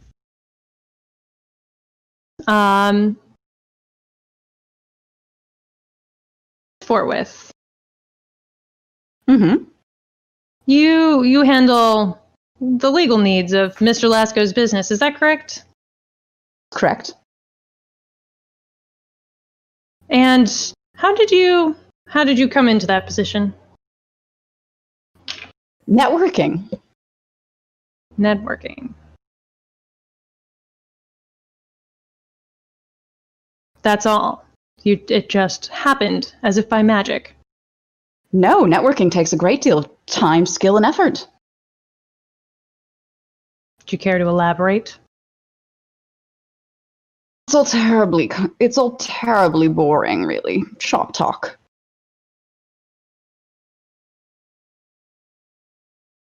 Then tell me about how you ended up on the Chimera. Well, that is a question, isn't it? Mr. Lasco and I wanted to depart back for near space as quickly as possible. Chimera was the only ship available. As I recall, I booked passage myself. Now we're asking, do I recall getting on the ship? No. But this is all in our report. Indeed. Very disquieting. You booked the passage. I usually take care of most of Mr. Lasco's day-to-day affairs. There are lots of ships leaving Legacy Station on any given day. Not that one. Not that day. Certainly none heading where we were headed. You didn't have any contact with the Greys beforehand? No, I frankly didn't quite believe they existed until we killed the first one. Oh no, we encountered their corpses first, but then yes.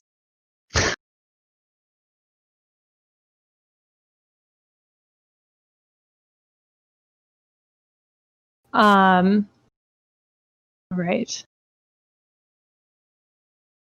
Agent Velheit,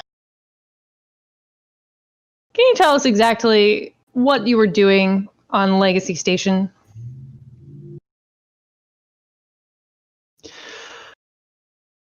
I was working for Directive 9 on active assignment. Awfully close to the Pact Worlds. Not too close. Can anyone verify that you are actually on Directive 9 business? My superior officers at Directive 9. You do understand what we do there, yes. It's kind of a secret thing. Well, I'm sure that the stewards have. Of Yes, course yes, they do, yes. yes. No, yeah. Just being flippant. Ogden, the not-so-secret agent. Ogden died, secret agent. Pleasure to meet you. I'll take the tall latte. Yeah, he is. I mean, he tries not to be well known, but he does introduce himself usually as an agent. I'm being interrogated in a secret prison on the moon by the giving you police. He is indeed being, yeah.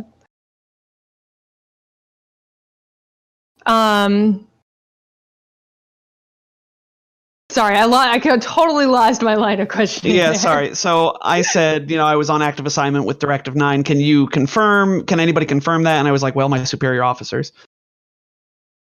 We'll be looking into that. Thank you. Did you had any contact with the Greys before this?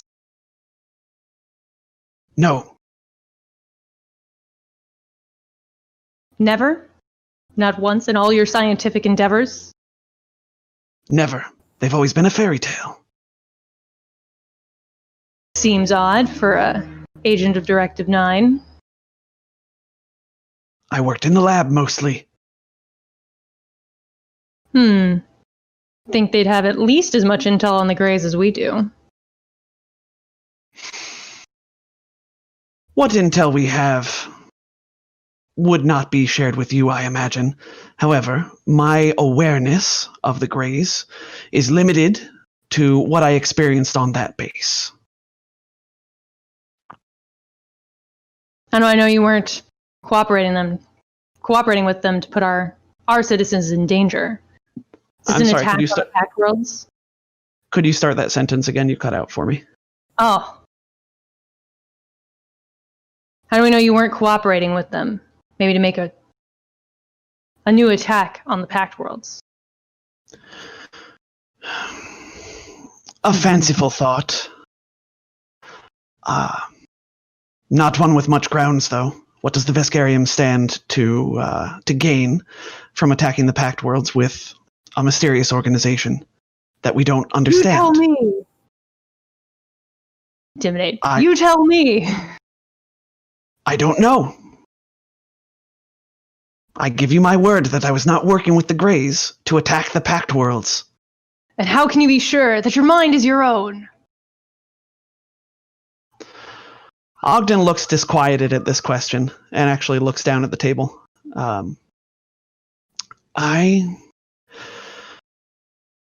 In so much as I have awareness of my own consciousness, I am certain that I am under my own control right now.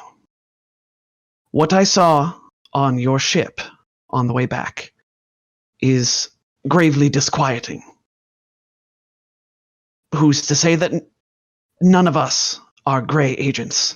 Who's to say you're not a Grey or an Astrozoan? Nobody can prove anything right now. And we'll sort of fade to black there, because it's a great dramatic line that Ogden just delivered. And yeah, at the end of the day, good job, buddy. You're all let go.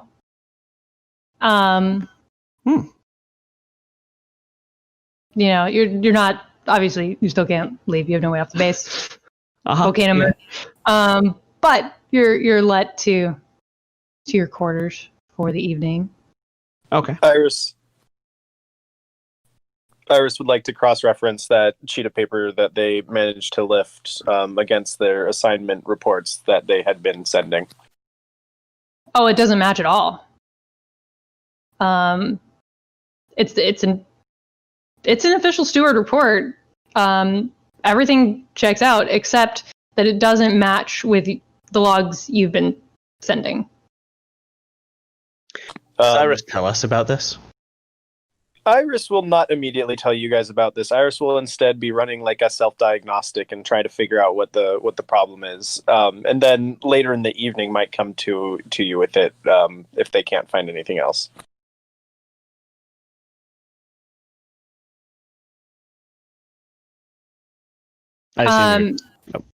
Yeah, you find that like your memories, you're internally consistent. Like your logs, it all matches up to you, but it like doesn't match at all with this sheet of paper, this report that you have. Well, this is interesting, but it doesn't seem like there's much more Iris could figure out from this without like getting into the system itself. Mm-hmm. And they don't know how to use computers properly, so we'll seek out Lasco for some help after you guys do what you're doing. Lasco's bored. Lasco's just bored. I just assumed that you guys, I thought somebody had something they were talking about.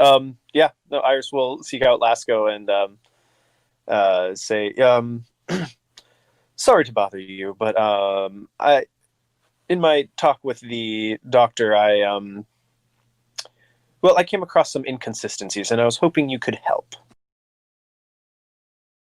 Inconsistencies? My logs show I have been reporting from a different location than the stewards have been receiving from, and I would like to, one, know where what location I have been transmitting from, and two, where who might be forging these transmissions, or what relay they might be going through, or what could be causing this issue. Oh, and the content of like the missions themselves, everything else, totally different than what you've been doing. It's not just that the locations are wrong. It's like gotcha. Totally different steward, except it's you. So yeah, sure, I can figure out where these are originating. Excellent. And as Lasco is doing this computer work, I'll ask as an aside, were the doctor's questions oddly antagonistic today? She was just plain rude. I intend to make a formal complaint as to her interrogation tactics. I noticed she used several that were not necessarily in keeping with true steward standards.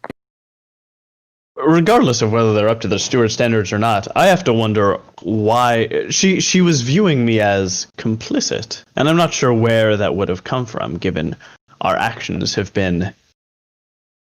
Every action that, like, the stewards have observed have been against the Greys.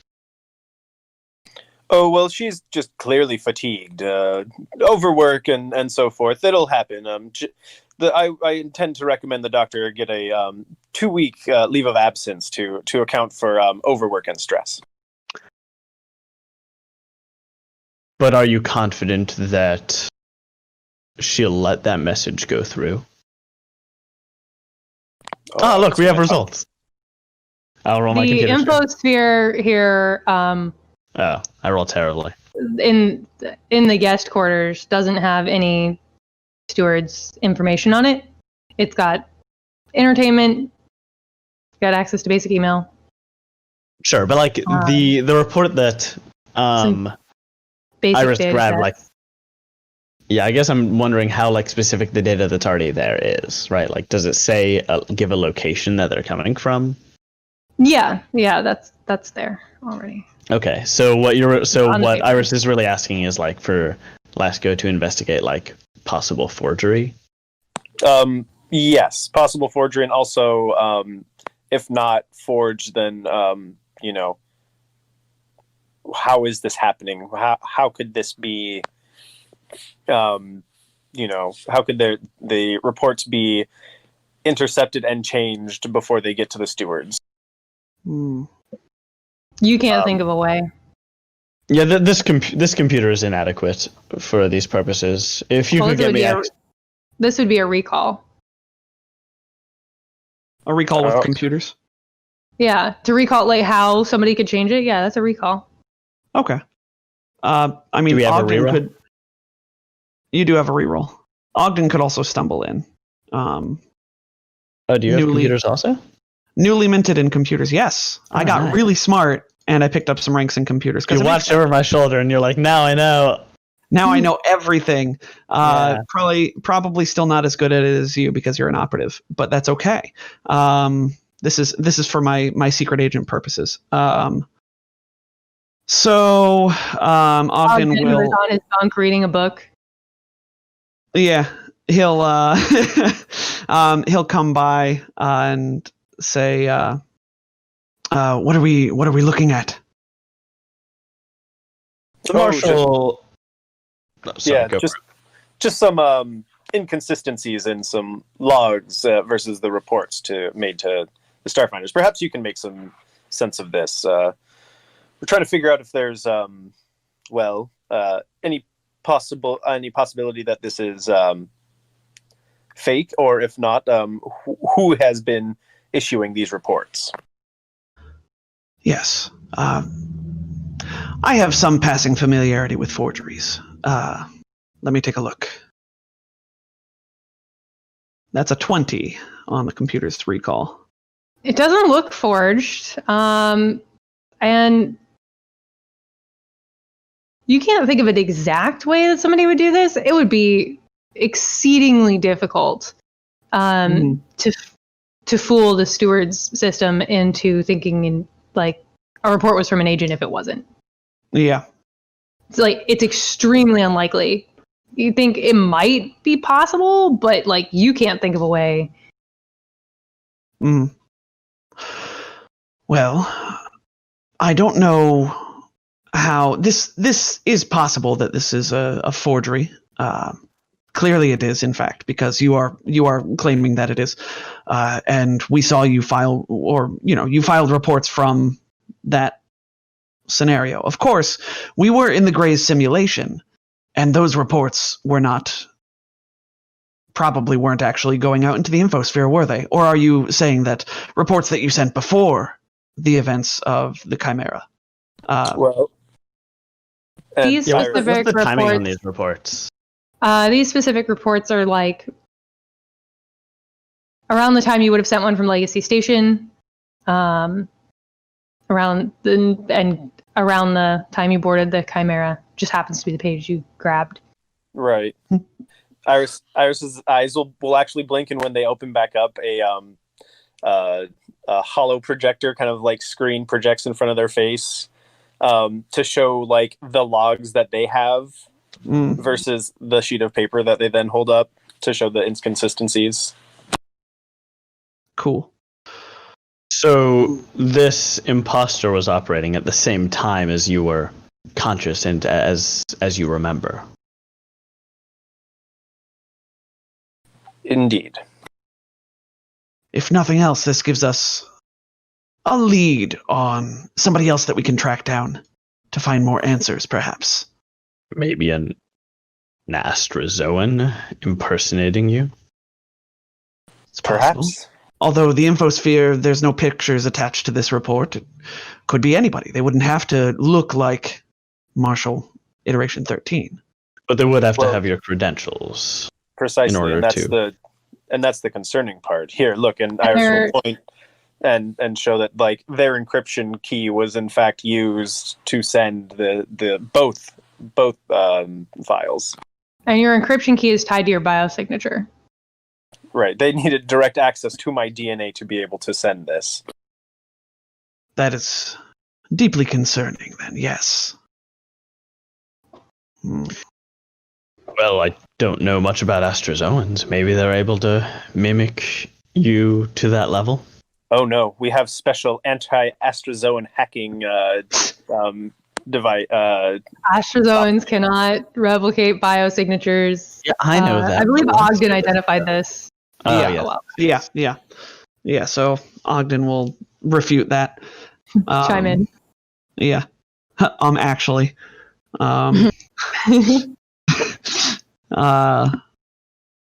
Well, this raises yet more questions of how long this has been going on.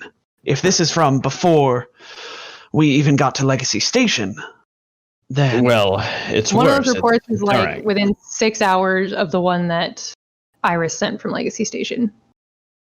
It is impossible that he was there. Right. On this vast, unnamed vast planet that was not Legacy Station. It's possible. Uh-huh. It has a name in the report. I just don't know what it is. Okay.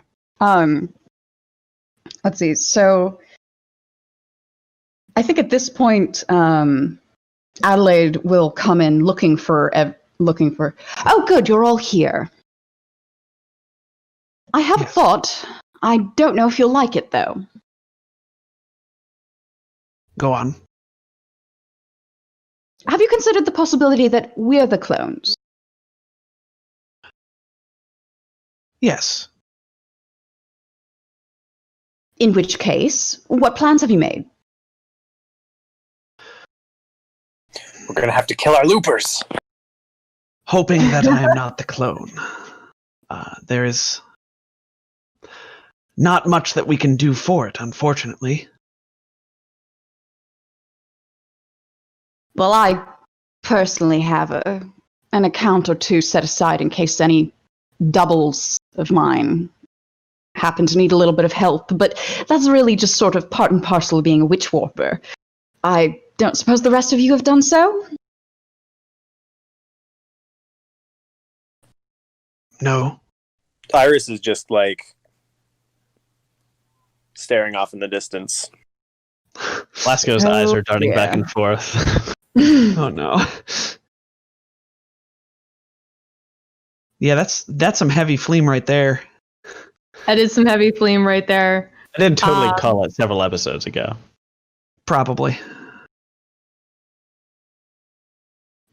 Nothing has been confirmed. I don't know what you're talking about. Except Sure. We are 2 hours in. Do we want to go to break on that hypothesis? Yeah, I was just waiting for you guys to say you were wrapped up. Let's do that. We'll come back at 20 after the hour for the final round of their interrogations of what these investigators are going to do with their new theory. All right. Don't go anywhere. Welcome back, everybody. I hope everyone enjoyed their break. Got a bathroom break, something to drink. Maybe munched something. Oh, I didn't do that one. Need 5 more minutes. I did that. No, you can't have 5 more minutes. I'll hold it in for 2 hours. I had No more minutes.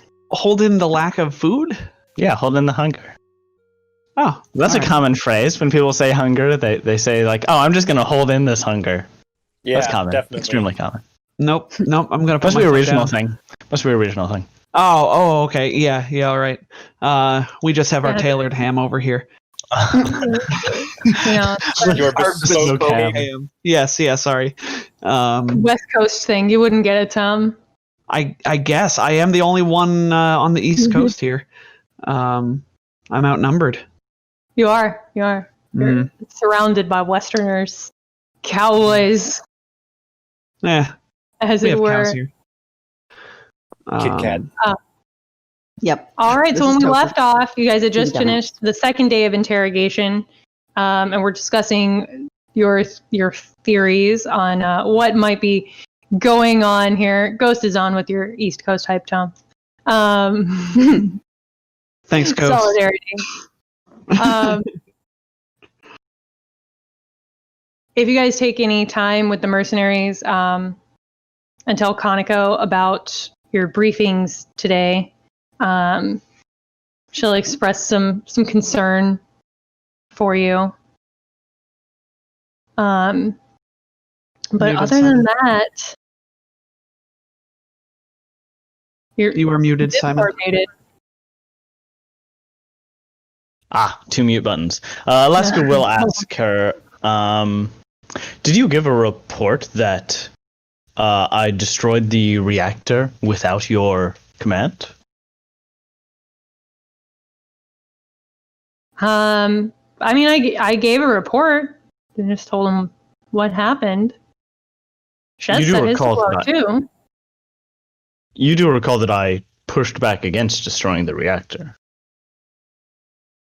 She was not the one who gave the command. It would have been... That was Shez. Shez. Oh. And it's Chez here? No, Shez is in a restricted area with the other stewards. I see. Okay. Convenient. Convenient. Yes, carry on. Lesko has decided to put the clone theory out of his mind entirely. All right. Anything else you guys want to do before you wrap up this second day? Honestly, I guess Ogden thinks about the clone thing a little more and tries to like rack his brains on if Directive 9 has encountered any cloning or things like that. Like, so Greys didn't exist, right, until we confirmed that they existed in this AP, quote unquote. Like they're thought to be a fairy tale. How is cloning in comparison to Greys? Like, is that also kind of a fairy tale, or is it more realistic nowadays? Theoretically, like no one's ever been able to pull it off still to this day. And this is more than cloning, right? It's also like cloning and memory insertion. Transfer, yeah. Yeah. But then, it is the Greys. So you've seen some of the tech that the Greys have come up with, so I wouldn't put it past them. Iris is actually going to Iris is going to spend the rest of the evening to themselves, but they're actually going to be setting up a new, I won't call it a... Oh, what? Leaf froze in the middle of a sentence. Oh no. Well, it's going to be a good sentence, I can tell. No, I need to know what happens at the end of this sentence. Leave. He resets his private key. He makes a new Facebook page. Like a new, like, kind of, somebody tries to, like, copy their brain. It, doesn't copy, and, like, they can reference back to that and, like, be, oh, hold on. Am I the, like, clone of the clone, or, like, stuff like that. Okay. You're backing up your brain is what we got. Not even. Like, just creating another, like, open file that, would be innocuous and probably left behind and forgotten in any normal instance. Just kind of, again, as an indicator to determine whether or not they're still them or not. With the added benefit of the running stopwatch, so we can see if we lose more time. Unless they copy that too. Mm-hmm. I'm surprised that Iris hasn't searched the rooms yet, given that Iris searches everything. Well, I mean, sorry, I just kind of go into things assuming that's just what Iris does. I should mention it. Yes, the first night Iris went into the room and like used their scanning equipment to scan the entire room very thoroughly. We can just say he did it. They did it now instead. Give me a scan for your room, friend.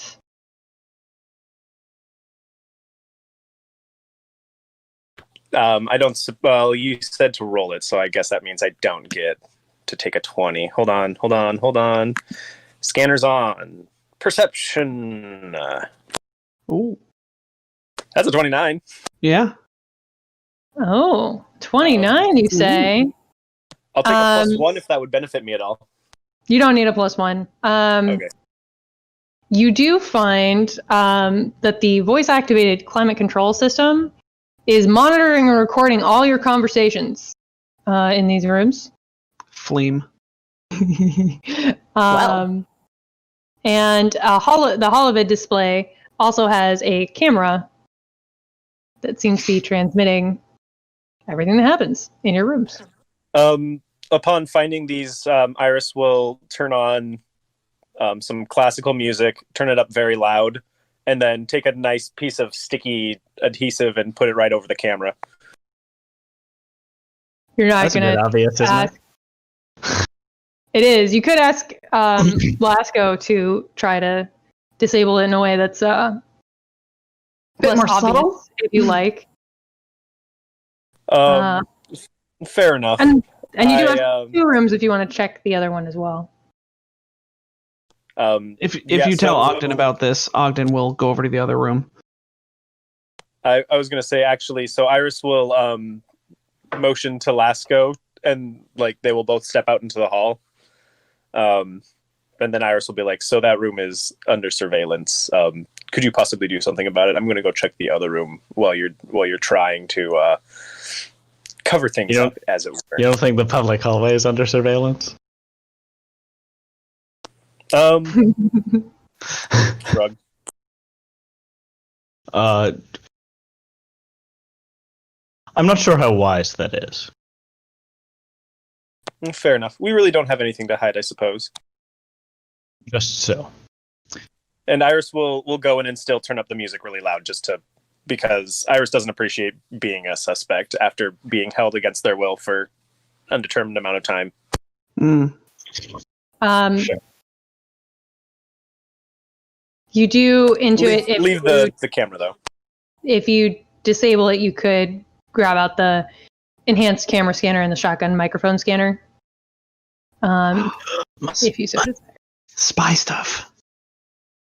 Gotta get those creds. I do so desire. Do we know any spies that might make use of this equipment? No, I think they're all really good at holding their secret identity. Yeah. I don't think all of them. I maintain that Ogden has no reason to hide the fact that he's a secret agent because he's with another sort of spy agency, sort of police agency, and anybody that he reveals it to is probably going to wind up dead. I mean, look, you're fine. James Bond tells a lot of people he's a spy too. I'm pretty sure it's okay. Exactly. Yeah. And that's his reasoning too. It's either somebody from the CIA or it's an enemy agent and he's going to kill him anyway. I mean, or it's some woman that he's trying to sleep with who's going to get murdered later in the plot anyways, just to further it on. So. Yeah. Poor Bond. Is girl. that it? Is Ogden trying to sleep with us and then get us murdered? Oh no! That's been his secret character motivation all along. I knew it. So, are you guys going to try and disable him? I always make characters that Tom's characters thirst after. I want the credits, but I'm having such a hard time justifying it. Well, they've already overheard us, I guess, talk. Because is this happening before or after we had the whole conversation about, like... After. Okay. And what exactly did we converse about here? Your theory that you're clones. Yes. No, I talked about the box on the ship. Oh, you did. That's true. I take it back. Not the box. Yeah, no, that's what I was trying to remember because I don't want to talk about that in front of the stewards. Even if we have a steward in the party. Yeah, but Iris's stolen records. You did talk about that. Yep. Ooh. Let them confront me about it. I'm a steward too. I've got plenty of things to say to them. Lasco's confidence in the marshal's ability to handle these stewards is slowly decreasing over time. In fact, no, hold on. I got something for this. Power move. Let me know when we're getting on to the next day. Just let me know. All right, so you guys aren't going to disable him then? You're just going to let him keep spying on you? I think we should. Ogden will be in favor of disabling them because he too doesn't want to be surveilled. So he'll go to Lasco and say, I really do think it is in our best interest to remove their eyes and ears from our quarters. We need to have somewhere. We need to have somewhere safe to converse without discussing our theories in front of them. Do you really want them to know that we think that we might be clones? They already do. What if we think of something else to discuss? If you do it in such a fashion that they don't notice, then there's no harm. So first of all, isn't this conversation happening in front of them? No, it would be in... I guess Ogden would be like texting it. Yeah, you could text it. Okay. Or just type it out on his keyboard so it's not even being intercepted. Yeah, in theory. Yeah, if you put it out into the infosphere, it could very well be intercepted, and probably Right. will be, considering. He would just be like, do. Sure. But yeah, that works. The camera would catch it, but yeah, like Okay. if I hold we're it just in such a texting on, manner that the camera can't see it. sure. But yeah, so if we're texting on something that we're reasonably confident is secure, then yeah, Alaska will say, unless we believe that they're corrupt, it is in our interest to show them everything about us.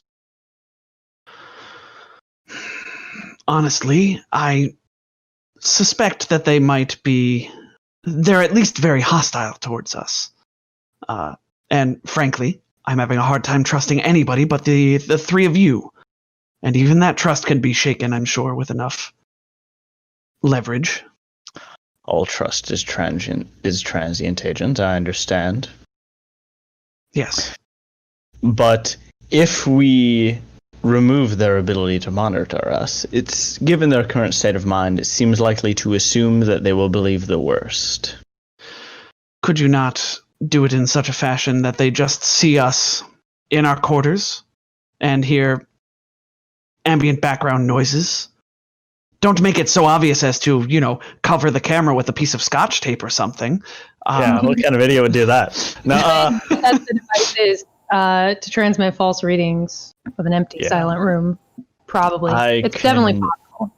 I can try. I can help is you a if risk. it requires computers. It does require a computer. Engineering. Oh, really? Okay. I cannot help you. Well, I'll do some engineering. Womp womp. Take a reroll. You do have 2 rerolls. Do you want one?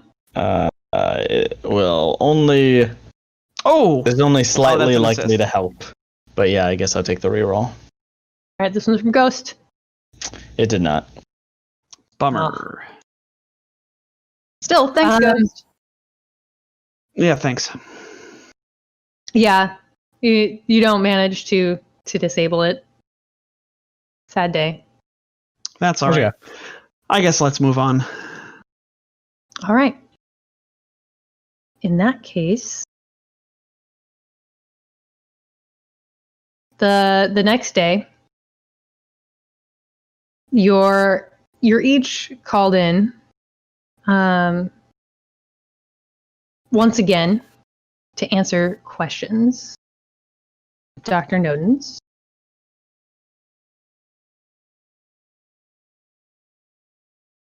This time, you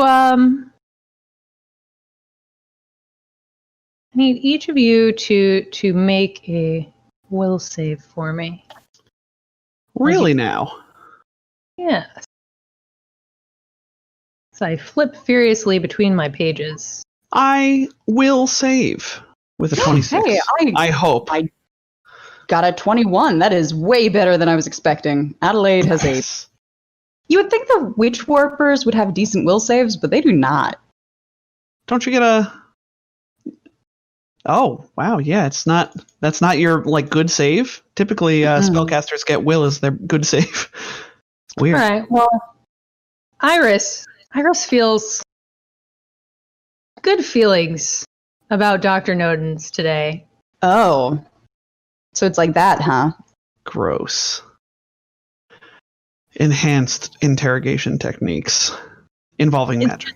Well, just good feelings, positive emotions. Only I can do that.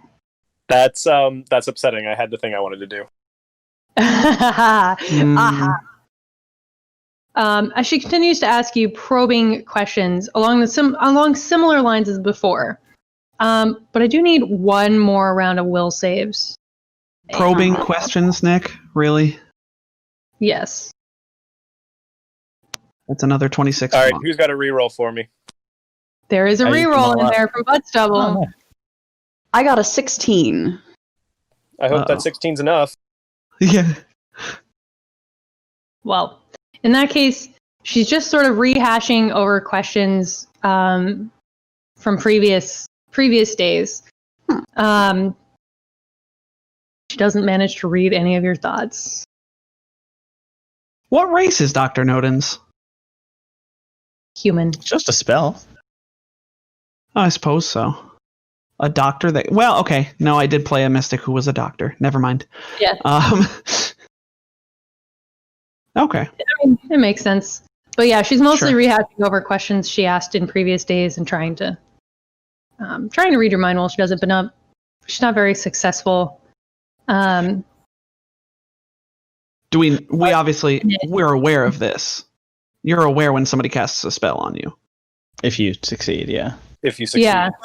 Yeah, you know she's trying to detect your thoughts. Iris, you still feel like inexplicably friendly towards her. Does that change any of the ways you answer her questions? Might there be something you let slip in your friendly state? I mean, I'd like to imagine that. Well, no, because Iris didn't catch on. They're just feeling more friendly towards them. I don't know. No, really, all that manifests is instead of reporting her to her, seniors, they consider letting that slide instead. You really want to let it slide. Gnomes is nice. Very nice. Maybe I had them all wrong. Just had a bad she's just day. doing her job. You are indeed convinced that Nodens is just doing her job. You know, this is... It's pretty normal, you know? Ask them nice first, and then try and intimidate them, see if they slip up a little bit. You know? It makes sense. It's good practice. Is there anything to be gained by trying to pretend? No, actually, no, sorry, that's a feat, isn't it? Or that's an operative thing, actually, that lets you... Funnily enough, it's the spy specialization that gives you the ability to trick somebody into thinking that you've failed their will save. I only know because one of my players is a spy operative, and we were talking about that and how it never ever comes up. Like so many exploits. Yeah. Yeah. I went the wrong route with Ogden for this one specific instance. Because that would be fun to try and bluff and pretend that I had failed her will save, but she knows that I failed. Generally, like spellcasters know when you fail. Yeah. So, I guess then Ogden would he wouldn't say anything actually about the will save thing, about her trying to read his mind. He would just sort of make note of it and move on. Well, in that case, when you're all released at the end of the day, after you've each been through third round of interrogation, Kaneko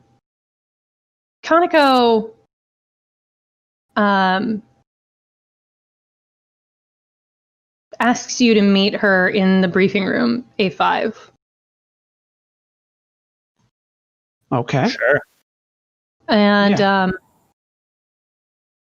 when you do, she says, I'm a little bit concerned. I noticed Orvir talking to the guard at the door in a language I didn't recognize. I think there's something weird going on here. I don't suppose you got a recording of that language. No, I didn't, but I found a bug in my room. Your rooms might be bugged too. Yes. They are. That seems standard protocol for a prison complex, though. Well, it's unlike the stewards to bug their guest rooms, in my experience. Indeed. Maybe you could hack Orvir's computer. They lent him an office. There might be more details there. All right. I'll sense motive on her. Same. Yeah. That's a 25 from Ogden. She is genuine. Okay. She is your friend. She is worried about you. Fair enough. Her friends. I'm worried about me too. Yeah. All right. Mr. Lasco, would I can help you with this computers? I've done some studying recently. Very well. Suppose they haven't really treated us very well. They haven't given us council. They haven't told us our rights. They haven't told us what we're being charged with. They've refused us access off of the station, regardless not charging us with anything. I'm feeling decreasingly generous towards them as the days wax. I honestly pass. Wayne. Wait here to hear what you find. Now there is a guard standing right here in A10. So as you come to A5, like you see the guard and the guard sees you. And the office here is A6. Naturally. Oh. Mm-hmm. Well, I mean, I could distract the guard if you'd like. A text. That would be great. Sure. Do it with my. I'm also decent at stealth, so the two of us could slip it. Yeah, you're an operative. I would be surprised if you weren't. We could try and slip by as you cause a diversion, perhaps with a bluff or something. Yeah. Yeah. Right. No, hold on. I have something for this. Oh. Upon leaving room 5, if that's what we're doing, Iris will step out into the hallway and then really loudly exclaim, "I don't care what you think, Miss Fortwith. I think that you're a liar and a cheat." And then as you come out, Iteration will just like try to initiate like a fake fight with you. Like, excellent. Is that a good use of my skills? Real quick. Well, it's bluff checks for both of you. I was gonna say that's bluff. I mean, yeah. Actually, I've got a higher bluff than I do diplomacy, so let's do that. Perfect. See, that's what I thought. That's That's why I went for the bluff route. All right, cool. Oh no! Oh no! Madeline. Do we have a real reroll? We do. Jet just brought us one. Jet got you one. Thanks, Jet. Thank you. Okay. Oh goodness! God, oh Lord! Oh, I see the issue. We're rolling D10. Fight.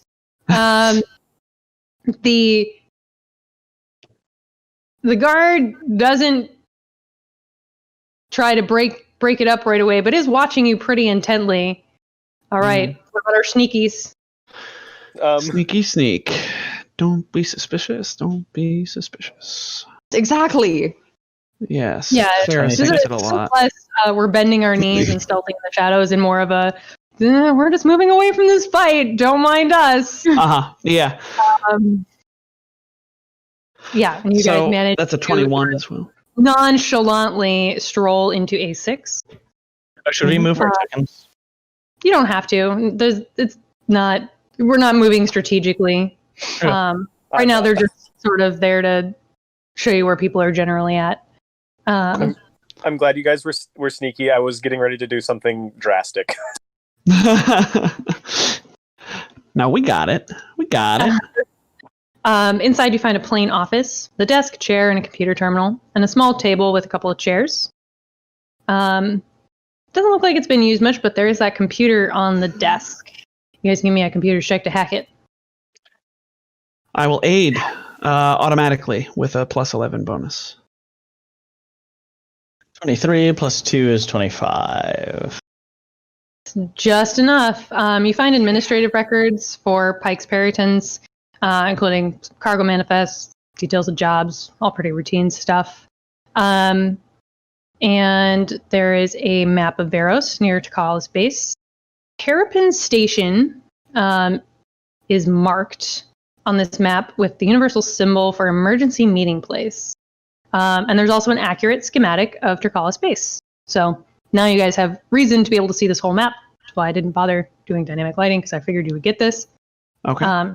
So you now have sort of what this map looks like.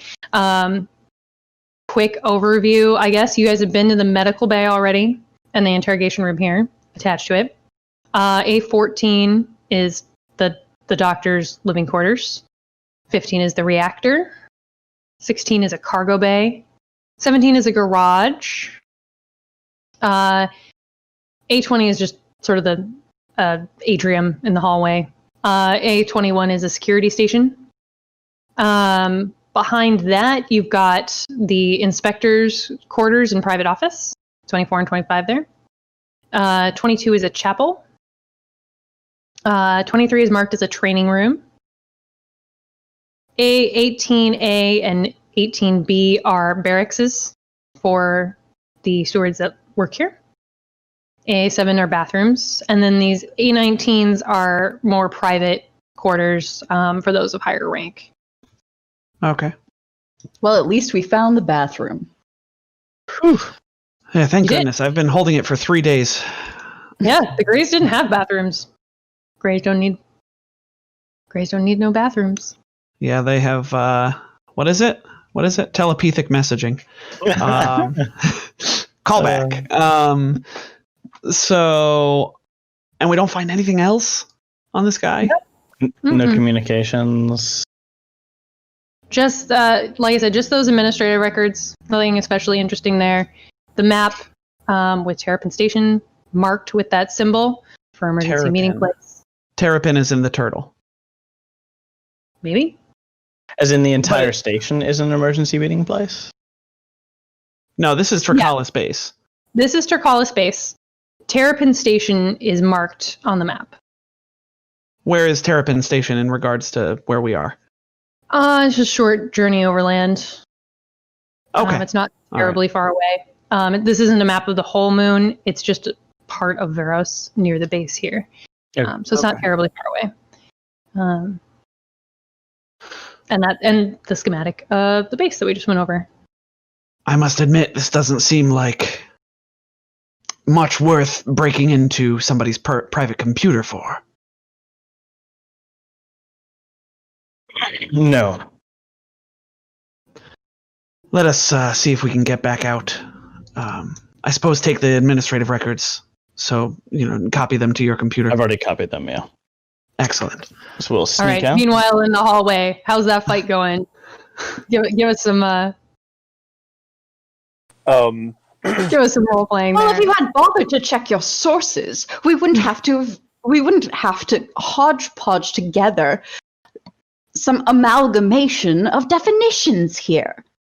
And that's just absurd. I don't know why you think that I need to have sources for defining the word butter. It's absurd.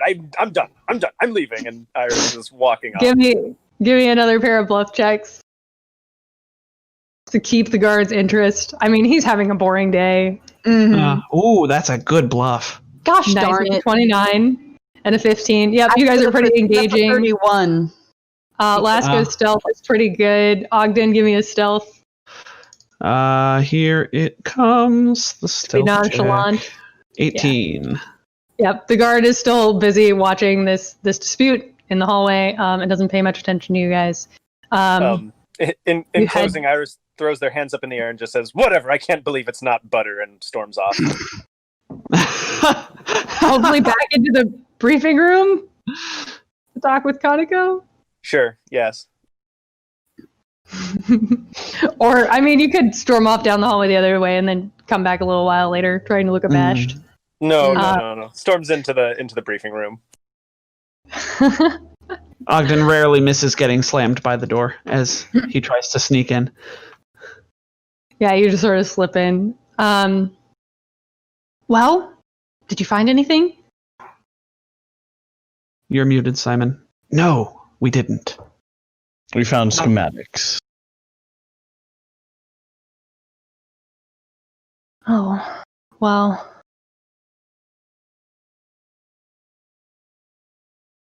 Oh, hey. Chaos gave you a nat 20 for your role playing. Ooh. Nice. What were you hoping for us to find? Thank you. I don't know. I've never heard Orvir speak that language before, whatever it was. I think we need to get out of here. That we can definitely agree. Yes.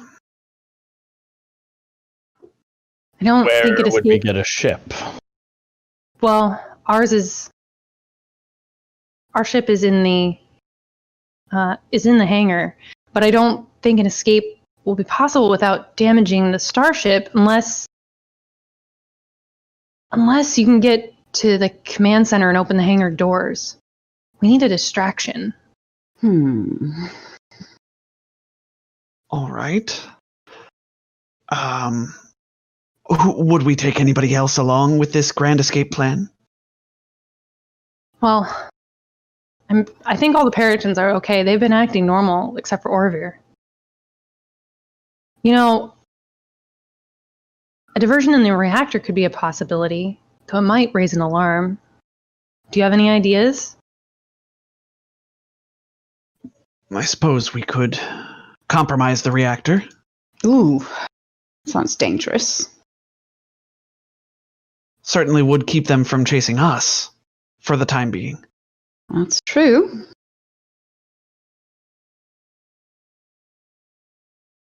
I didn't realize they worked for a time being. What? You said for the time being. For the time, yeah. Damn it. I am uncomfortable with this entire plan. It seems 3 days is a long time to hold us for questioning, but the circumstances are suspicious. Indeed. Oh, the Peritons will follow me. Maybe we could cause a disruption on board our ship while you go into the restrict area. They won't be suspicious of Mercs being rowdy. It'd give us a chance to fire up the bird. That'd be extremely kind of you. It's true. Is your crew in danger as well? I think so. You haven't been interrogated, have you? We gave our reports, but there's something weird going on here. Have you asked to leave? Iris. What? Has your crew asked to leave? Are you hanging around for a specific reason? I mean, these stewards hired us, but I'm starting to think that they're not what they say they are. Iris, what has your impression been as a steward officer of our treatment on this base? Is this standard protocol? Do I still think what's her name is nice? Yes. They've been great. Can we tell that he's under... Yeah, can I detect magic and... Sense motive. You can sense motive. Okay. Oh, yeah, I'll sense motive. I'll sense their motive. That's a 29. That's a 26 for Ogden. Adelaide, you suspect that given Iris's attitude yesterday, there might be some kind of compulsion going on there. Gentlemen, I do not believe that the I always forget, Iris, that the Marshal is entirely in control of themselves. There was a probing of the mind, pardon the phrase, given recent events, when I entered the interrogation room. Perhaps myself they as well. People to it.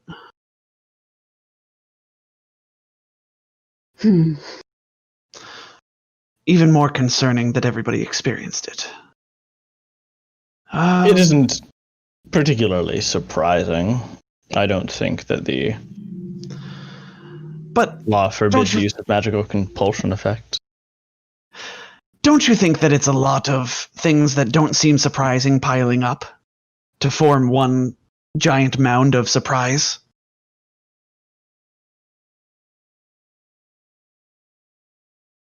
Guests' quarters have been bugged.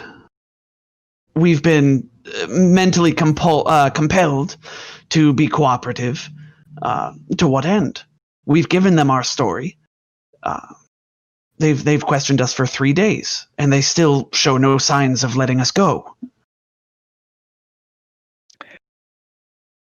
They've not been good guests, but I do not envy them their jobs. We are suspicious, are we not? Sure. If the Marshal is indeed in 2 places at once,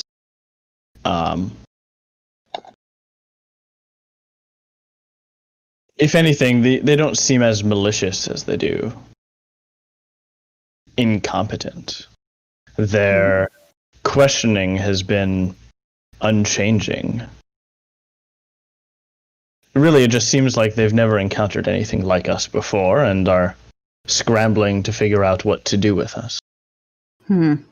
Or it could So you be think they're that really more in a holding pattern? That's my impression. I don't think that they're malicious. I just think that, yeah, they don't know what to do with us. could also be that they don't have training interrogating people because they are not steward officers. There is always that. I hate this whole thing. It's got me questioning everything. Agreed. What if we wait a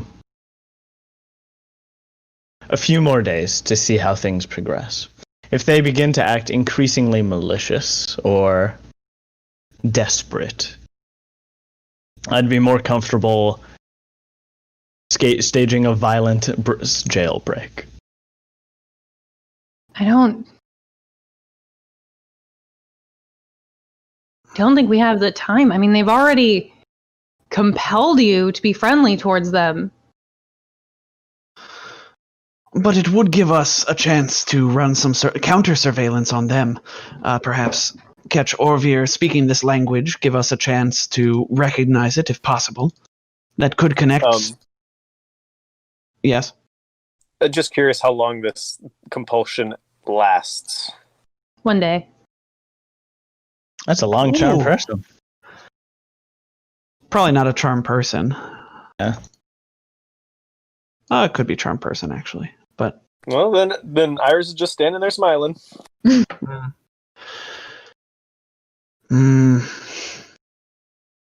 me poke it a little bit more. But yeah, Kaneko's pretty adamant that you need to figure out how you're going to escape.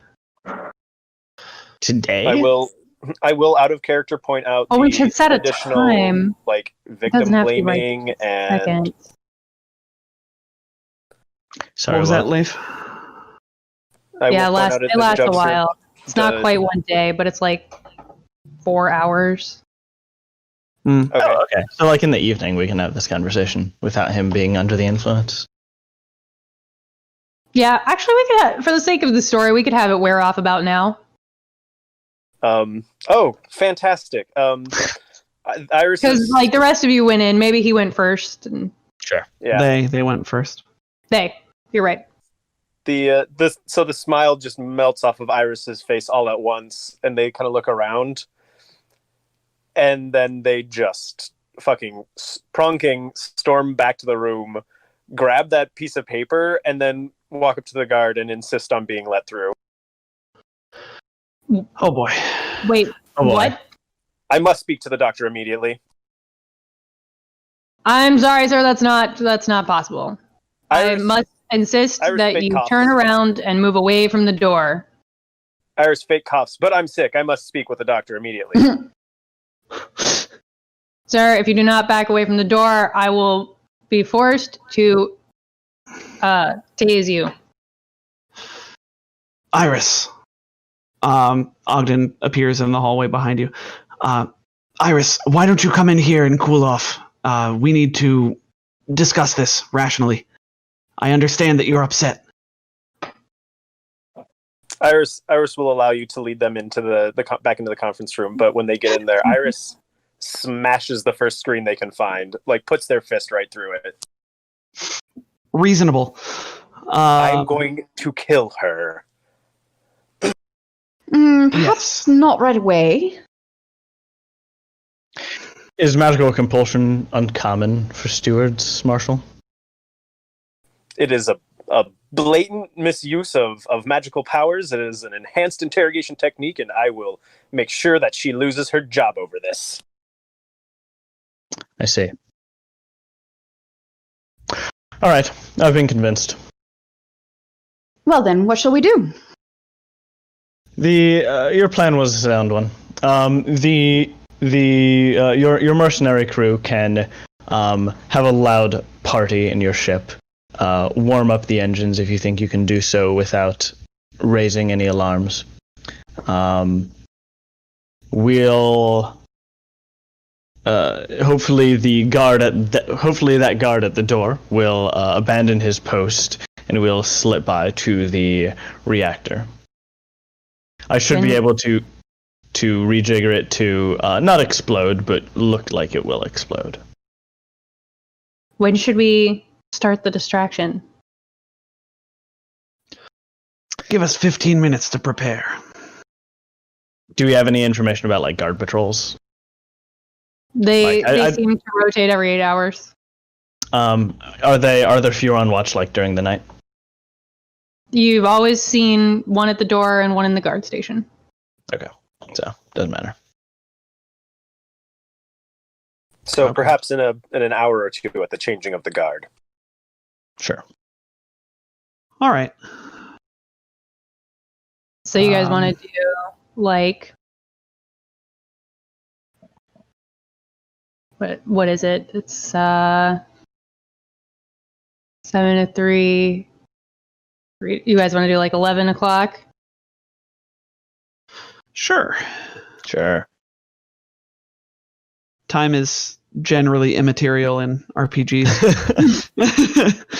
That's true, but it does give Pick you a a few time. hours to prepare. That's true. And it changes my guard rotation, which I did make a spreadsheet for because Clever. it was so hecking. There's so many stewards in this base. Giving you a table then. So I guess Ogden. Not enough. What? It gave me some guidance, but it didn't put it on a table where I could visualize it, so I had to make one. Ogden will prep his injector pistol before he goes in. He has probably like 5 different types of ammunition, or things loaded into darts at this point. Point of order: those I managed to make 3 doses of that super dose of non-lethal injection. What is it? Sedative. 3 doses. The super sedative. Oh yeah, you did make those 3 last time. Yeah, you still have any use. And I only okay, good. So I only used 1, so now I have 2 more. Very exciting. Excellent. That's pretty much it for me. Anybody else have any other preparations? Nope. Adelaide takes a quick nap. She's all refreshed. She hasn't used any of her spells today, so. Yep, we're good. 11, we strike. All right. Fill some time while I move all of the stewards about. Yep. Oh no. I got this. Okay. So Iris will come out of their room. They have activated their disguise thing, so their steward colors have gone all black. You're going all Captain America in the 80s, huh? Yep. Yeah. So has effectively issued their uniform for something more tactical. Also, if they really are the stewards, do they still want to be involved with such an organization? Yes, precisely. Yeah, exactly. Yeah, Ogden actually comes out in something pretty similar, I imagine. But because that's like his thing, not black turtleneck. I almost said black turtleneck, but probably not black turtleneck. Why Steve not? Jobs like.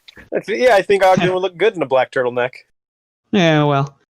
Well, my question is, where did we keep all these uniforms? Because we didn't have them when we came out of the sim. Yeah. Like I said, my disguise kit. Utilizing my disguise kit. All right. I'd give it to him. Oh no, maybe when we had access to that tech shop, we also took a quick 30 minutes to fabricate some changes of clothes. Yeah, because we've been here for a couple of days. Yeah. Yeah. We used the synthesizer. I will also mention at this juncture that I spent starting credits on clothing, and I don't think they disappeared when we left, so I still got those. There you go. Yep. Iris is a very fashionable robot.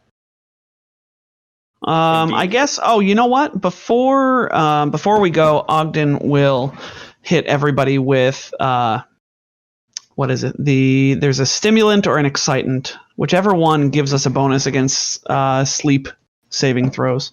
Oh, nice. Just as a precaution. This one is stronger than the last one I hit you all with, so you might feel just a bit jittery. But this is more of a precaution than anything. In case they tried to put us to sleep with something. We know that at least one of them is a spellcaster. Indeed. It is the excitant. You will take a -2 penalty to dex-based skill checks for the duration of the medicinal. I don't know if you Pass. Yeah. Just skills? Skills, yeah. Pass. Yeah.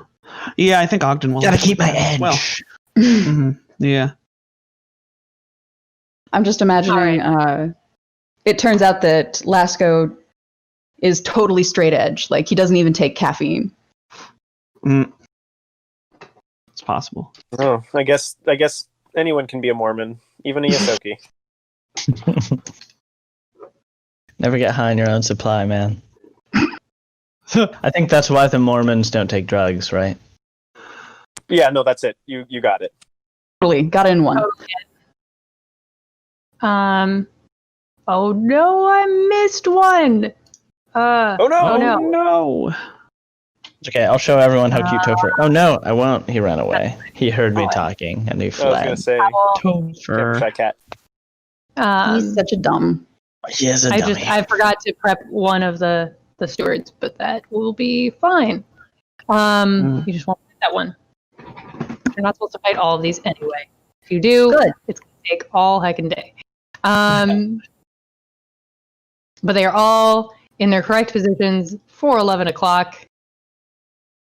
I rotated the shifts. And action.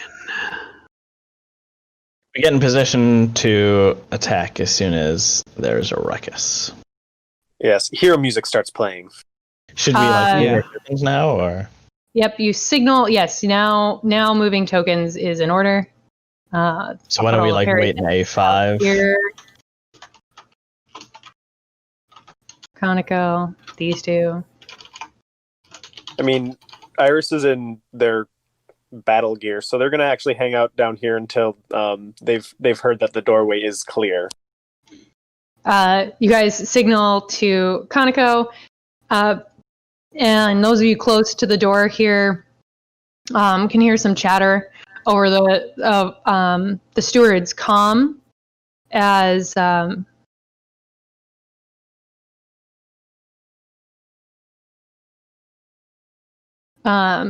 it happens. So, gosh darn it. And there's probably a scramble going on in the background, as one does. They're like, oh, crap. Gotta get up. Let me mark my place in my book. Yep. And you guys are pretty sure that you are our go. All right. So the guards over here don't move? No, they stay at their post. They're on duty, man. They get jobs. All right. Iris would have said this beforehand, but Iris would like to at least try and talk them out before anything bad happens. So yeah, actually, we could Adelaide, just attack. Sorry. Go ahead, Adelaide. Adelaide was considering trying to call those guards to help back up their friends at the party because, oh my gosh, these mercenaries are just so out of control. You're not just gonna. It's like they need your help. It's worth a shot, but if it fails, we need to not give them time to report what we're doing. We should just make sure to attack non-lethally. Yeah, they are causing a distraction. Oh. Adelaide, I shall escort you. I defer to you, though. You are better at talking than I am. Excellent. And Lasco is just like waiting behind this door in case things get sour. Okay. And Ogden's waiting in the gym. Oh, and before she does this, she gives herself a charming veneer. Nice. All right, let's try bluff. That Great rolls. rolls today, ladies and Let's gents. see. 19 plus 2 plus 1 is 22. 22. Oh, that's a bit better. What are you saying? Please, gentlemen, the mercenaries have gone completely mad. Your colleagues are barely able to, are not going to be sufficient to restrain them, and I'm frankly a little worried for my own safety. No need to worry, ma'am. We have you covered here. Rowdy mercs are nothing out of the ordinary. We have plenty of people on it. Are you sure? I'm sure I Please saw return somebody to your down. quarters. If you're concerned, please return to your quarters and lock the door. Oh, very well. On that, Lasco springs out of the door. Yes. Yeah, Ogden does as well. Can Iris just like try and bash at the guy? All right, roll initiative. You guys No surprise. get a surprise round where you pop out of the doors. Hooray! And Ugh. and bash them.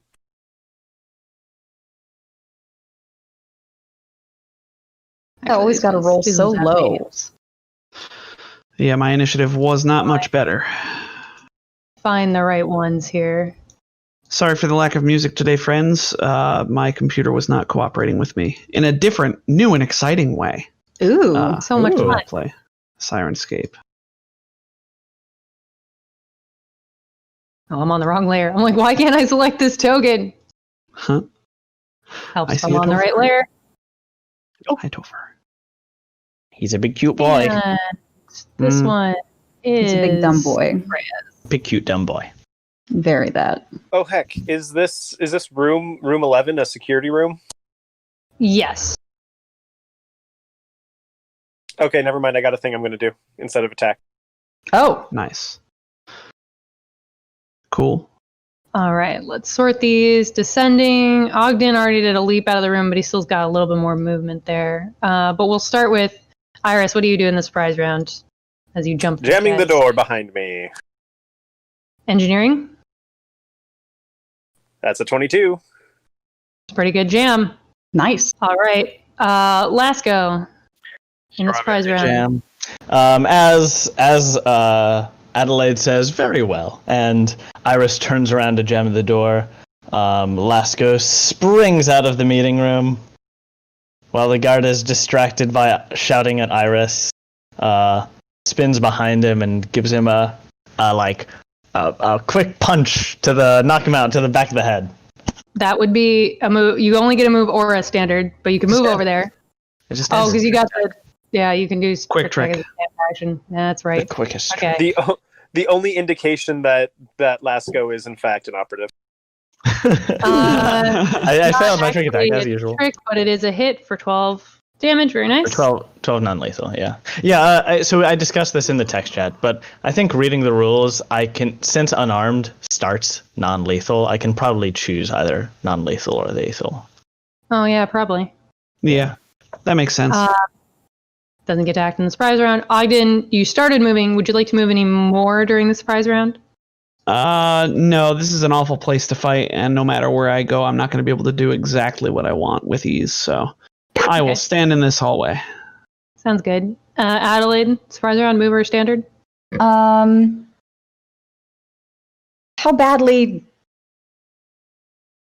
tough do these guys look? Because I might just cast. Great. I cast fear on the one I was talking to.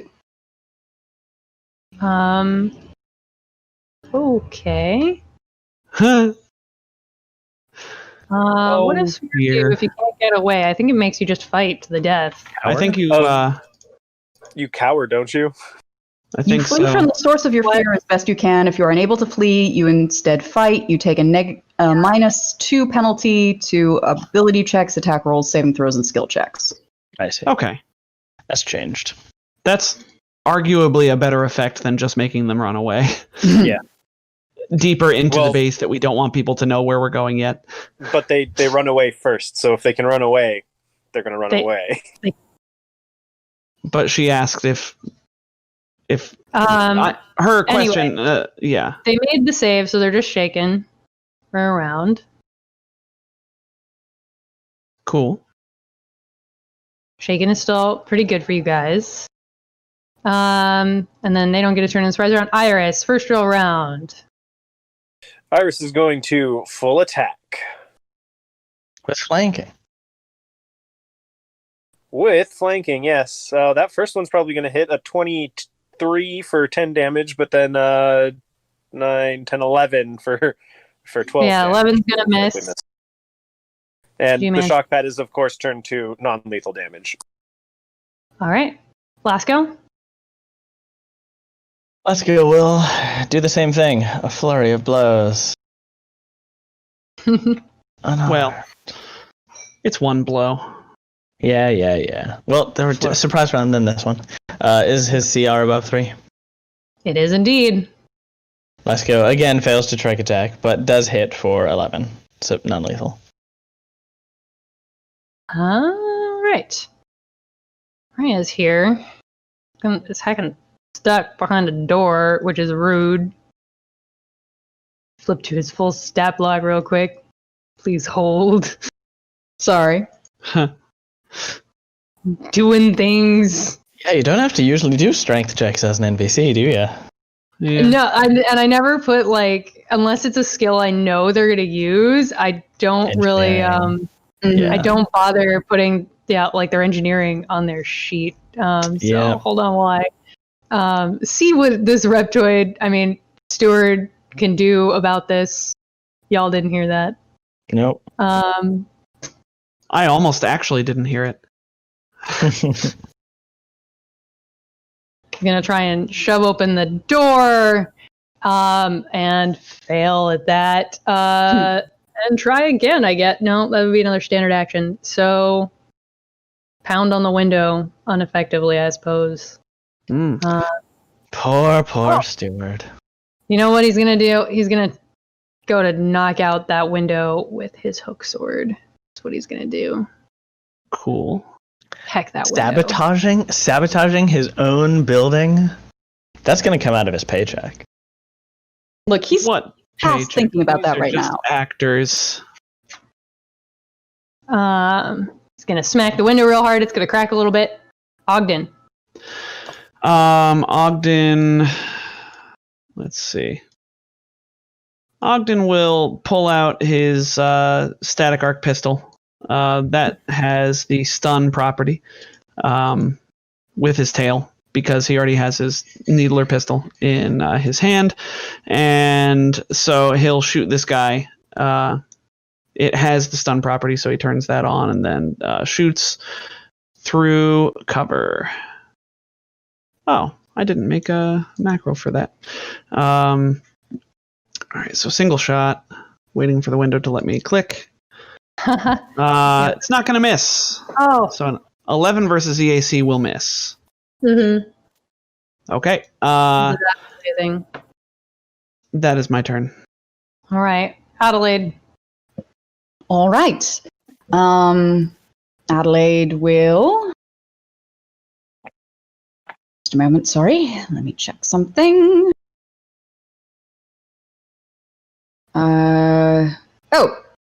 She'll step up and cast Fatigue on this unfortunate fellow. Okay.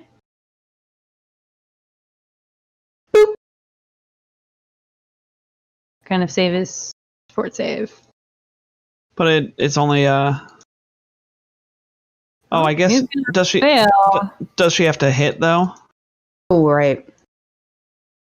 Oh, it's not gonna hit. Yeah, but you get to hold it because it's a touch spell. Okay. So sad. I presume you moved? Yeah. Here, I guess. He's gonna Unless swing his hook sword twice at Lasco. Mhm. Because Lasco's hit him a couple of times. Is he 14 attacking probably. non-lethally? No, he's scared for his life. Does a 14 hit your KAC? No. Does it? No. You're not Lasco. Oh, I sorry. said no. I know. Okay. So he misses both times. Iris. Iris is gonna go ahead and how is this guy looking pretty beat up, or is he still looking over like He he's gonna is fight? indeed looking pretty beat up. Okay, just another full attack then. Right? Bring it.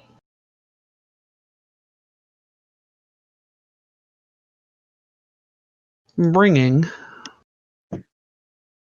The pain? Come on, roll 20. Ah, there we It go. has been brought. All right, the 22 and a first one is 15 to hit. 22 is a hit. It's looking like he's on his last legs. Yeah. The 17 misses, though. No, think I have now accounted for the flanking. I have now a box checkable for that. Oh, okay. Nice. Yeah, 15 is a miss. Lasco. Oh, that'll hit. CR. yeah. Oh, Lasco, Dex. Wow. End to yep, hit. that one's down. That one's down. 23. Wow. And hugs Topher in celebration. Topher does not appear to appreciate it. He's just. True. Default expression. This one here behind the glass is going to bash it again. It's probably aluminum. Mm. Aluminum. Aluminum. Let me look at the hardness. On this Aluminium. flip. I flipped too far. Oh no. Oh no. Well. He hits it again. It gets a good crack. And then he hits it a third time. It gets another good crack. Ogden. Ogden, I guess, steps up to this door and tries to open it. Yeah, actually, that's in the same spot as the rest of the base statistics I was just looking for. So I was on my way to that. Let's see, doors. It looks like it has a biometric lock on it.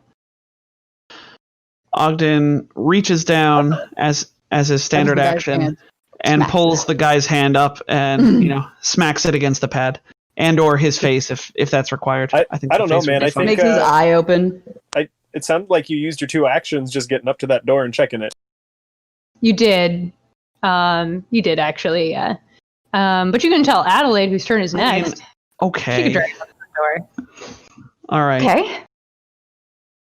She steps up here, grabs his hand, puts it on the pad. She looks like she's done this before, but you don't want to ask. Hmm. The door slides open into the hallway beyond. This guy's unconscious. He don't get a turn. Iris. Now, I've jammed this door. Do I have to make a check to unjam it, or can I just unjam it? You can engineering and jam it. I'll give you a bonus because it was your jam, Cool, I'll take it. but you purposefully broke it. So you can have a +5 to try and hit your 22 again. All right, I'll try. That was a pretty good roll, though. You did it. You unjam your own door. Very That's your nice. standard action. Do you want to move? Yeah, Iris will just open the door and then just stand right in the doorway. All right, Lasco.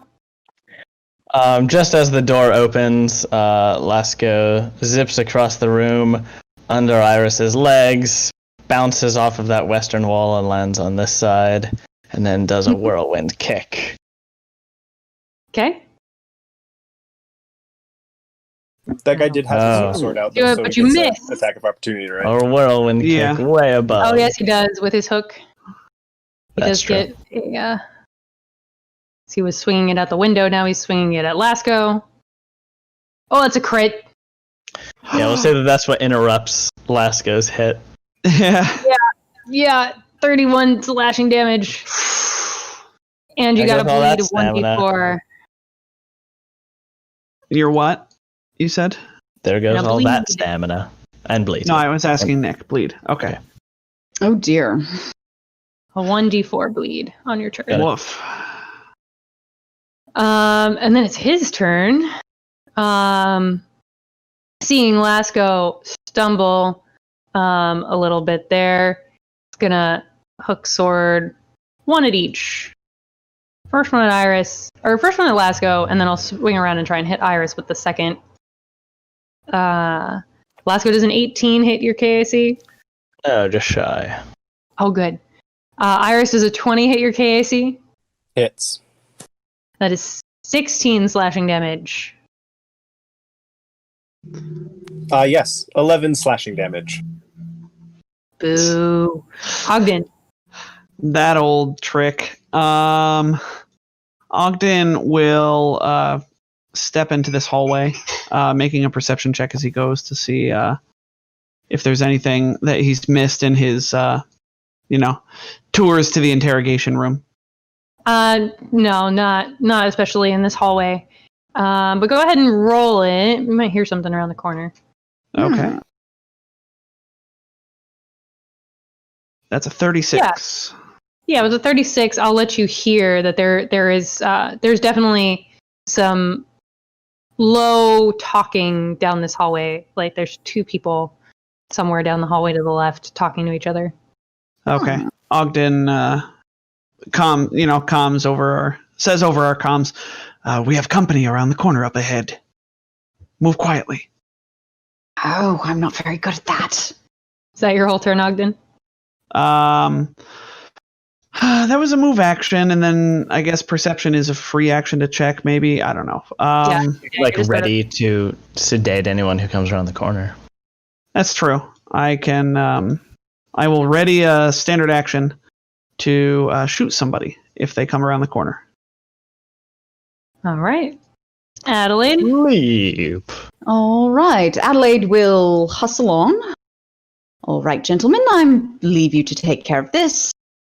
Let's see, that's one move action. And she prepares to cast Infinite Worlds to make it dangerous, difficult terrain as soon as she hears somebody. So focused on like this square. Well, that intersection rather. As a 10-foot radius, so it shouldn't hit Ogden. Initially. Yeah. All right.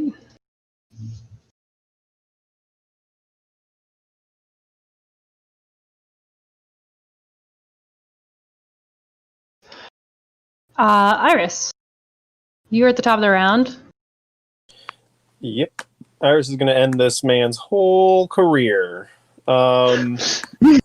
Utilizing the crit I was gifted, I think. Might as well. We are coming up on half an hour left. So, yeah. We'll, let me just roll some more damage here. One more time.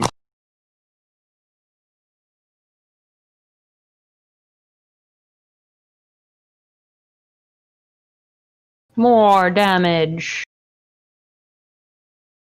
So 13 additional damage, and they are knocked prone. If they're still conscious. And if they're not, they're still knocked prone. I was going to say. They're prone. They're still conscious. Wow. Finish him, Lasco. Lasco tries to roll above an 8 on his trick attack. Do it. He does. That'll do it. Awful damage on the trick. That'll hit. Woof. That one is unconscious. You still have a move, I suppose, if you want it. Yeah, with my move, I'll radio Ogden and say, I'm bleeding. I need your assistance. Oh, on your turn, you take 1d4 bleed. Sure. at the beginning of your turn. Right. I think that's a thing I can handle at range. That goes from stamina first, right? Yeah. Yes. And in my one move action, I can get this far. Nice. This guy is unconscious. He doesn't get a turn. Ogden. All right. So Ogden reaches behind him, and since Lasco asked for it, we'll shoot him with first aid. You made check. me do this. Yep. So he just reaches over his shoulder with his needler pistol, and I just make a medicine check because I don't need to roll to hit because you're my friend. The bleeding stops because I got a 23 medicine check. Nice. Yeah. Coagulant. Yeah, I don't have that one. That is a thing that a biohacker can make with that medicinal thing, I think. So then I guess Ogden will try and sneakily peek around this corner with maybe a stealth check as his move action. Yeah, give me a stealth. All right. Nat 20 for a 33. They don't see you, but you do see them. Let me put these guys. I guess On I'll your put myself wire. here around this corner. You do see the two guys down there. Okay. Two more constables. Constables. Yep. All right. This guy looks like a real constable. Look at him. He's got his Yeah, Yeah. this, aviators on, and this one's from the book. Fascist. funny. Yeah. Yep. Man, All right. he definitely looks Yeah, like he's that guy does look like an asshole. he definitely looks like he's going to charge you for not signaling for not stopping all the way at that stop sign. Yeah. Mhm. He looks like he's You gonna, also know that the reactor is straight ahead here. Yes. Yeah. Yeah. You So wanna Lasco will, use it to cause a distraction of some sort. Oh, I can do that. or yeah. even like, Or you can book it I'm for the only one who command needs. center to open the doors. It's up to you guys. Oh, so the door's locked. Yeah, that's why they can't get the Perryton out. I see. Oh, yeah. Okay, so we have two objectives. We need to make an emergency happen with the reactor and open the door to allow the ship out. Mm-hmm. That I forgot. Yeah, I did too. And where is the switch to open the door? The switch is in the command center, A21. Okay, so conveniently right by those two. This is fine. I don't suppose we can take a 10-minute rest. Oh, you'll be fine. I can shoot you with healing serums. But can you Um, shoot me with stamina serums? No. Gentlemen, by Take the that way, archetype here. I do now have a teleport spell. It's not nearly as reliable as actual teleport, but Oh. if chaos is command what room? if seeding chaos is what you need, I can do that very easily.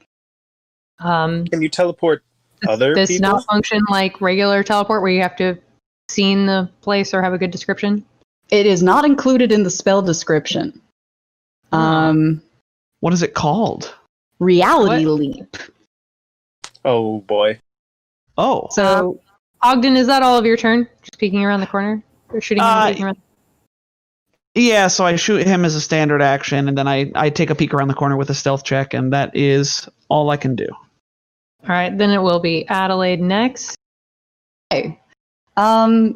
So What is yeah. that? Reality leap? It's more like dimension step.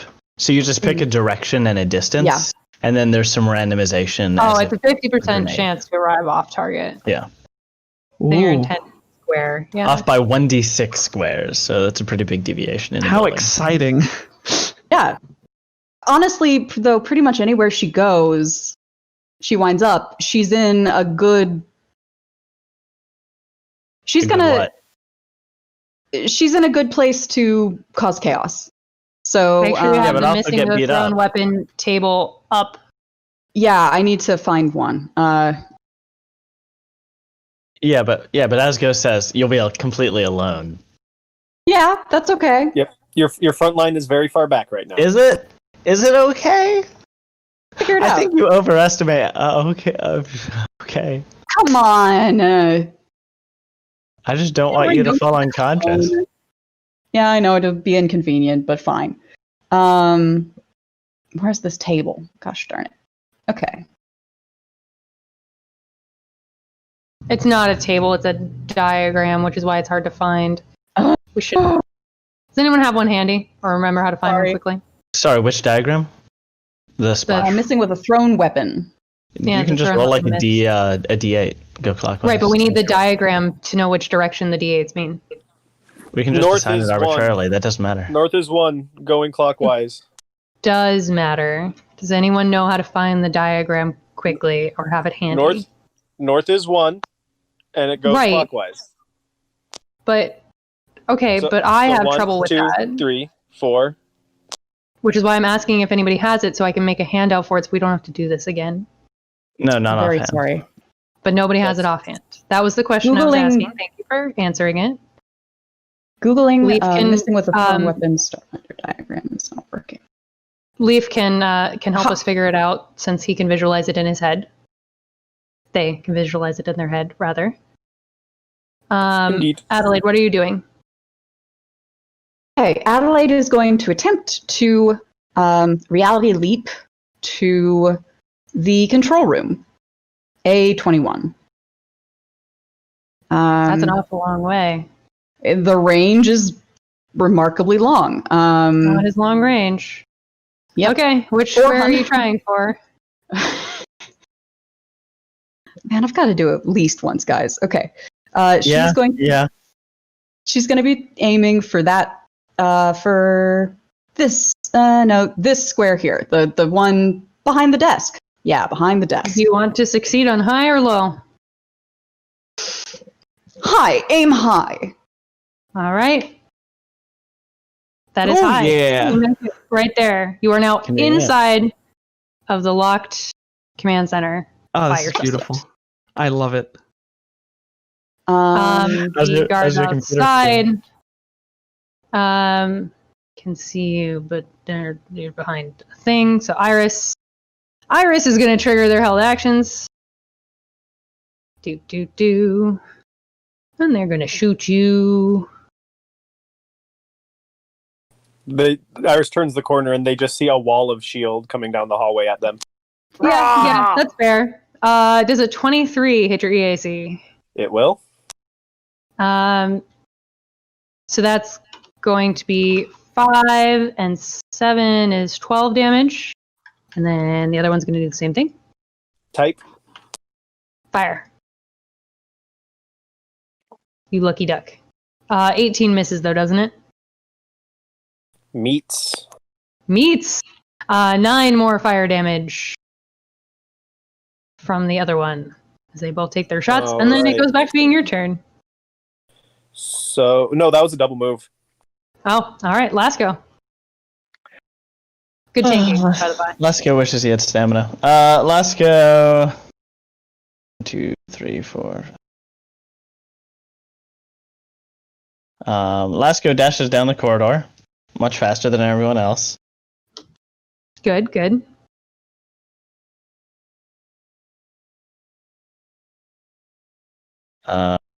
Yeah, we'll go here, and then tries to knock out this jerky cop dude. Okay.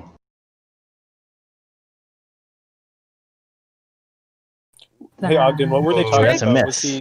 Was he complaining about not like it taking too long to get his space McMuffin or something? Uh-huh. He was probably crying about it, I bet, like a little bitch. Probably. Why are you this way? Anyway, that's a miss. That's a miss. 12 is definitely fuck 12? a miss. I don't know, man.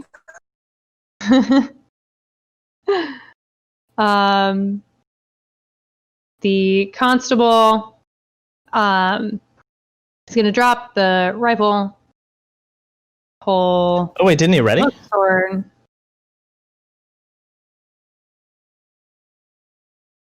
When you're Yes. ready, doesn't that move your initiative?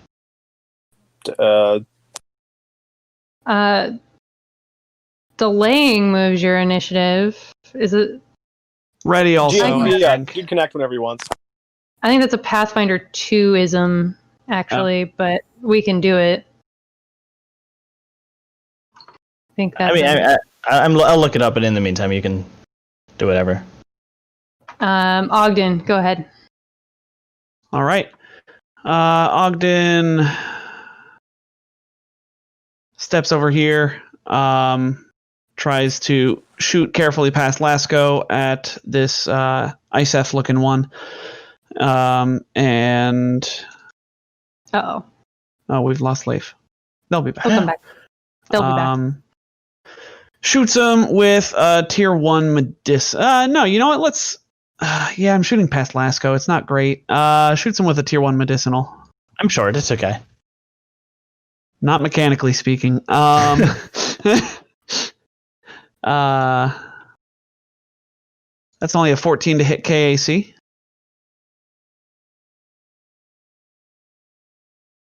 Yeah, that's gonna miss. Yeah, that makes sense. That was my turn. All right, Adelaide. You are in the command center. All right. Adelaide will attempt to... Wait, can I see them? You can through the translucent aluminum windows. Cool. You don't have line of effect through translucent aluminum. Damn. Okay, then she's going to attempt to open the hangar. I need a computer check to hack the computer there. Well. And that's not something she can do untrained. So, yeah. she'll go poke, click, tap. Fine. And then she'll just simply walk around, open the door. It's locked. Oh! Is it locked from both sides? Yes. You need biometrics to open any of these terrible doors. fire safety. Not if you have the right biometrics. I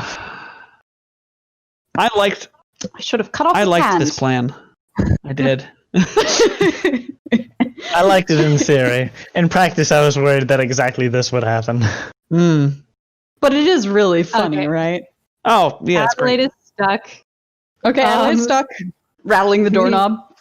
Rattling the doorknob. The constable sort of looks at the doorknob for a second, then turns his attention back to Lasco. Oh, hey, And can I now distract?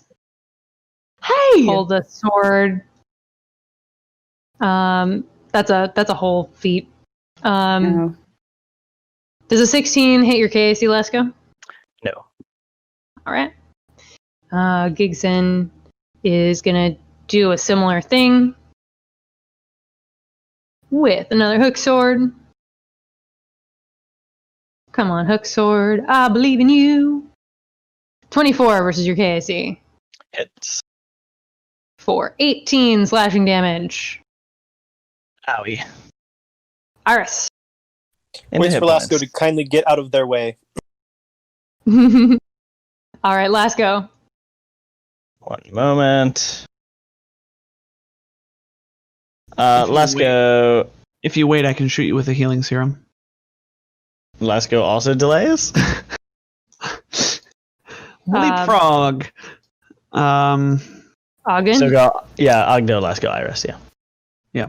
I got you.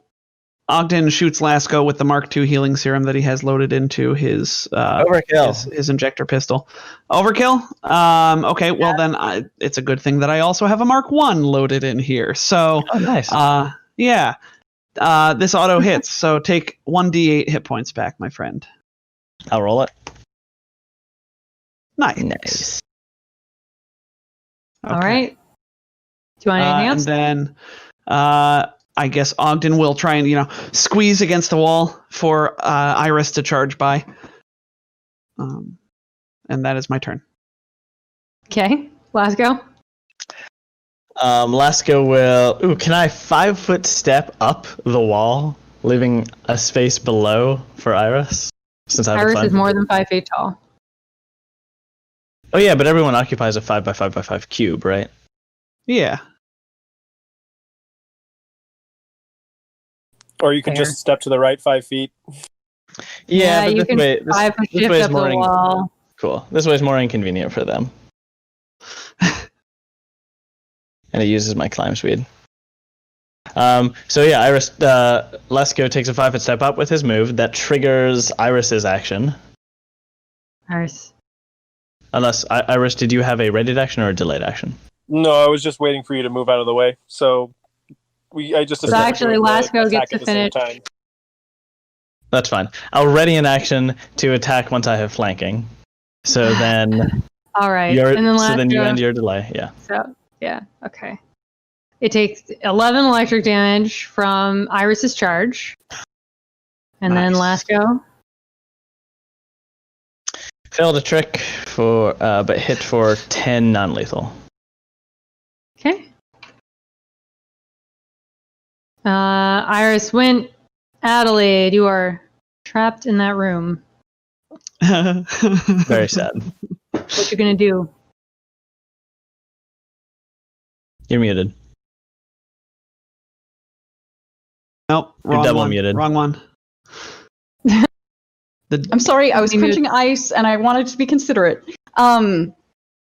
So Ghost points out that Adelaide could always try to get out the way she got in, but that's a 2nd level spell, son, and I ain't made of spell slots. I mean, you already wasted 1. Why not waste 2? Wasted? Okay, kind of wasted, but you know. Only because you're stuck. Only because I'm stuck. Small matter. And also because I can't do computer things. Trivy says the sass. Well, You want to just hang out in there? this is so embarrassing. She's going to pound on the glass and try to get the attention of the baddies. Okay. In an effort to distract them. And also see if maybe they'll come and try to get her. Hey, look! Spellcaster! You will I'm so indeed. helpless in here. Move here. Open the door. And get ready to hit you with a hook. This one is... It worked too well. Too well. If only I had prepped something to have it in my shift hand. Oh well. in to sort of cover his friend's back and swing at Iris. Last goes up on the wall like a weirdo. Well, he is adjacent to me diagonally. He is. Does a 25 hit you, Iris? Yes, it does. 14 slashing damage. 9 slashing damage. Hush, Ogden. Ogden moves up here, triggering an attack of opportunity if the guy would so choose. Oh yes, he does choose. Okay. Hook sword. Hook sword away. I love this hook sword. It's great. Yeah, I don't like all that bleeding. Yeah. Man, You're really not gonna melee like OP. that on my sleeve. I don't like that at all. 25 hit KAC for 13 slashing damage, Ogden. Okay, so 13 slashing damage. Because I don't have DR. And then I get it. Yeah, good goof, right? Ogden holds up the injector pistol to this guy's gut as he pulls the trigger and says, "Go to sleep." And we shoot with the injector pistol. And it has the super weaponized medicinal, the 4d10 sedative thing. We're shooting with. I don't think a 17 versus KAC will do it. I would like to use a reroll. It will just do it. Oh, nice. Yeah. Okay, then here's 4d10. 26 non-lethal damage to this Pronker. And Pronker is asleep. okay, excellent. Right. Excellent. Lasco. Laska will somersault off the wall over Ogden's head, dash over here to here, and then ready in action to strike this guy when he gets distracted by Iris. Who Iris? steps up. That triggers my attack. Yeah, trick attack Wow. successful. Nice. All right, so that's 13 from the shock pad, 14 from the trick attack, and 11 from Lasco's punch. He is not looking good. Not at all. And then Adelaide is going to be next. Oh, good. Well, Adelaide has combat casting. Good job, that. And she will cast. Oh, what was that one that does lovely amounts of damage? I will Non-lethal say, damage? Oh, right. Oh, fine. Fear.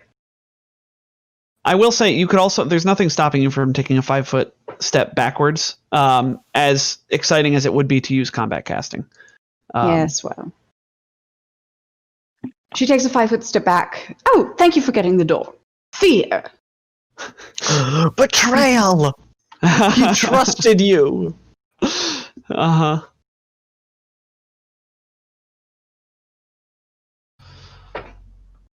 Fear's an attack? No, fear's it's just I didn't a think it did. He No. made his save, but he's still shaken. So that's Nice, good for you nice. guys. Shook. Twist and shout. Tristan, Yeah. shout. He is less shook. On his turn, he's gonna try You are to. doing me a concern. Shaken. There we go. And then hook sword. Once at Lasco, once at Iris. See how he does. 18 at Lasco. Miss, just barely. 20 KAC Iris. Hits. 13 slashing damage. Gigs in here is unconscious. He don't get no turn. Ogden. Ogden will say, "Now it's your turn," and shoot this guy non-lethally with this time it'll be just the medicinal sedative, a tier 2 sedative. Everybody go to sleep. Just snoring in time. Yeah. I don't know if that works. That's only a 16 versus KAC. I want to reroll because I really like my punchline there. All right, this one's from Ghost. Give us a reroll. Ghost. Plus, it's 5 minutes to the end. I want another reroll. Smoke 'em if you All right, got this 'em. is from Sheriff. This is from Jet. Do it. Hey Jet, thanks.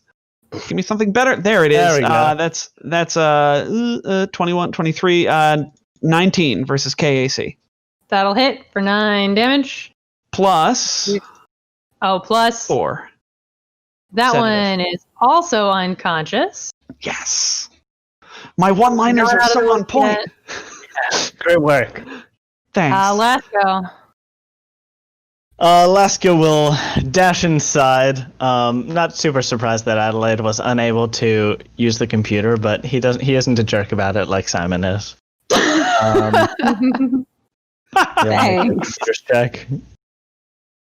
Let's see. Hacking. Ooh, that's not enough. Don't worry about it. Well, you might not even be able to make one yet this round. Oh. Because it's a tier 3 computer. Yes, those take a while. Yes. Hack system. One full action per tier. So it's going to take you 3 full actions. So you start. It's round 1. Give yourself a 1. Iris. Which one of these guys looks like they've got the better heavy armor? They're both wearing the same armor. Did I close both their sheets? I did not. Perfect. They're both wearing casual station wear. They each have a set of this gear.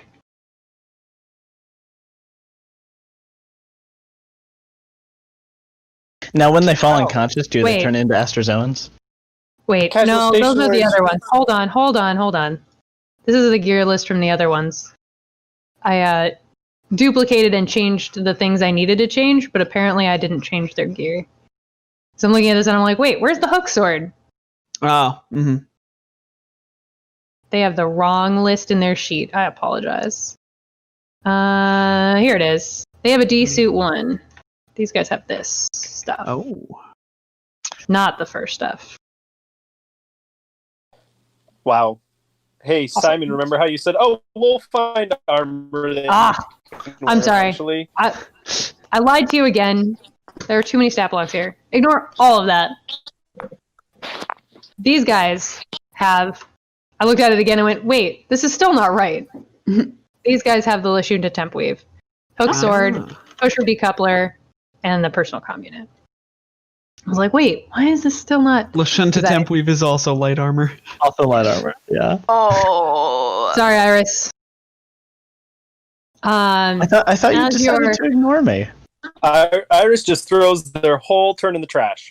Yeah, while you're looking at their stuff, In maybe picking up protest. that stuff. And then the door behind Adelaide slides open, Uh-oh. and Inspector Hurd steps into this room with a stun staff in hand and a very angry look on his face. And that is where we will leave off. Oh, no. Ha ha ha ha ha. He says, to be continued. Oh, he actually cackles? Oh, man. He cackles and says, Man. to be continued. Oh, Then he's boy. definitely a baddie. Steal from Patrick there. Too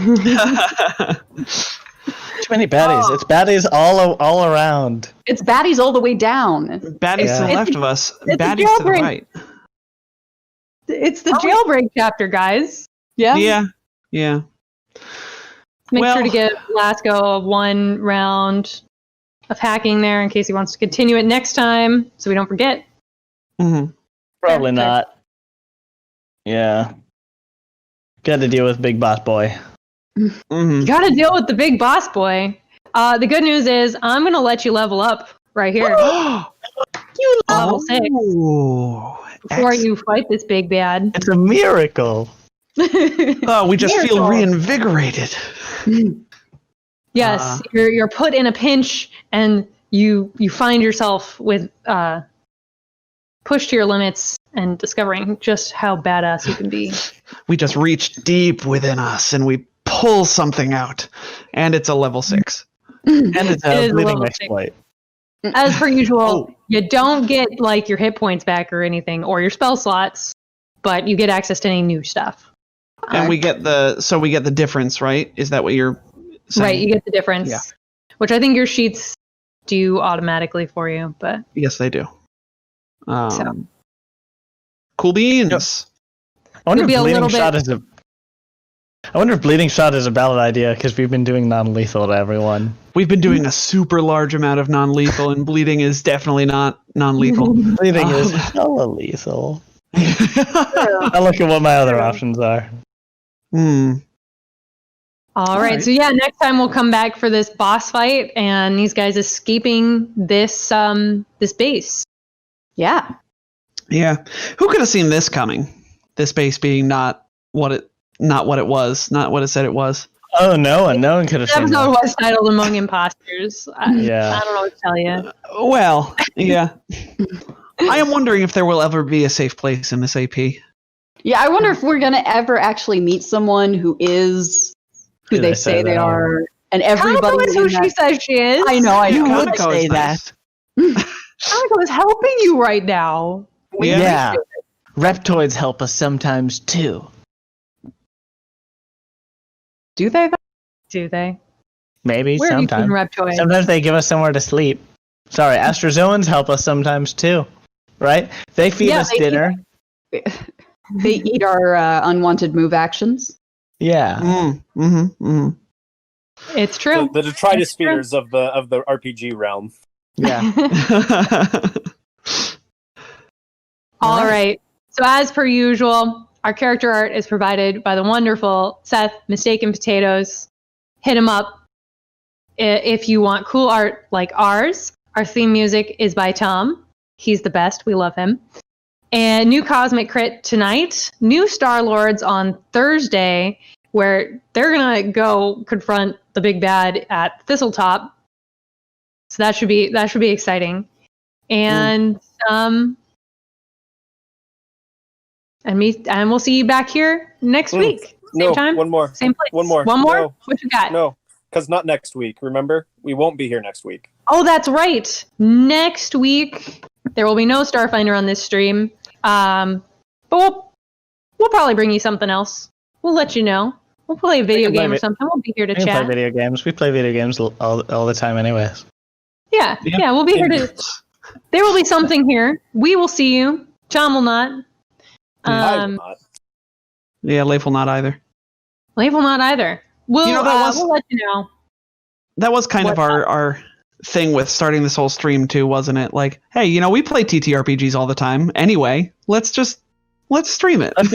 Let Maybe people watch us. want to watch it. Maybe they'll like us, and maybe we'll become friends, and then maybe we'll have games with that. Who knows? And we appreciate every one of you. Yeah, we'll bring you some content next week. We'll let you know what that'll be here shortly. And I think that's it for everybody. Say goodbye, everyone. Goodbye, everybody. Goodbye, everyone. Take care of yourselves out there.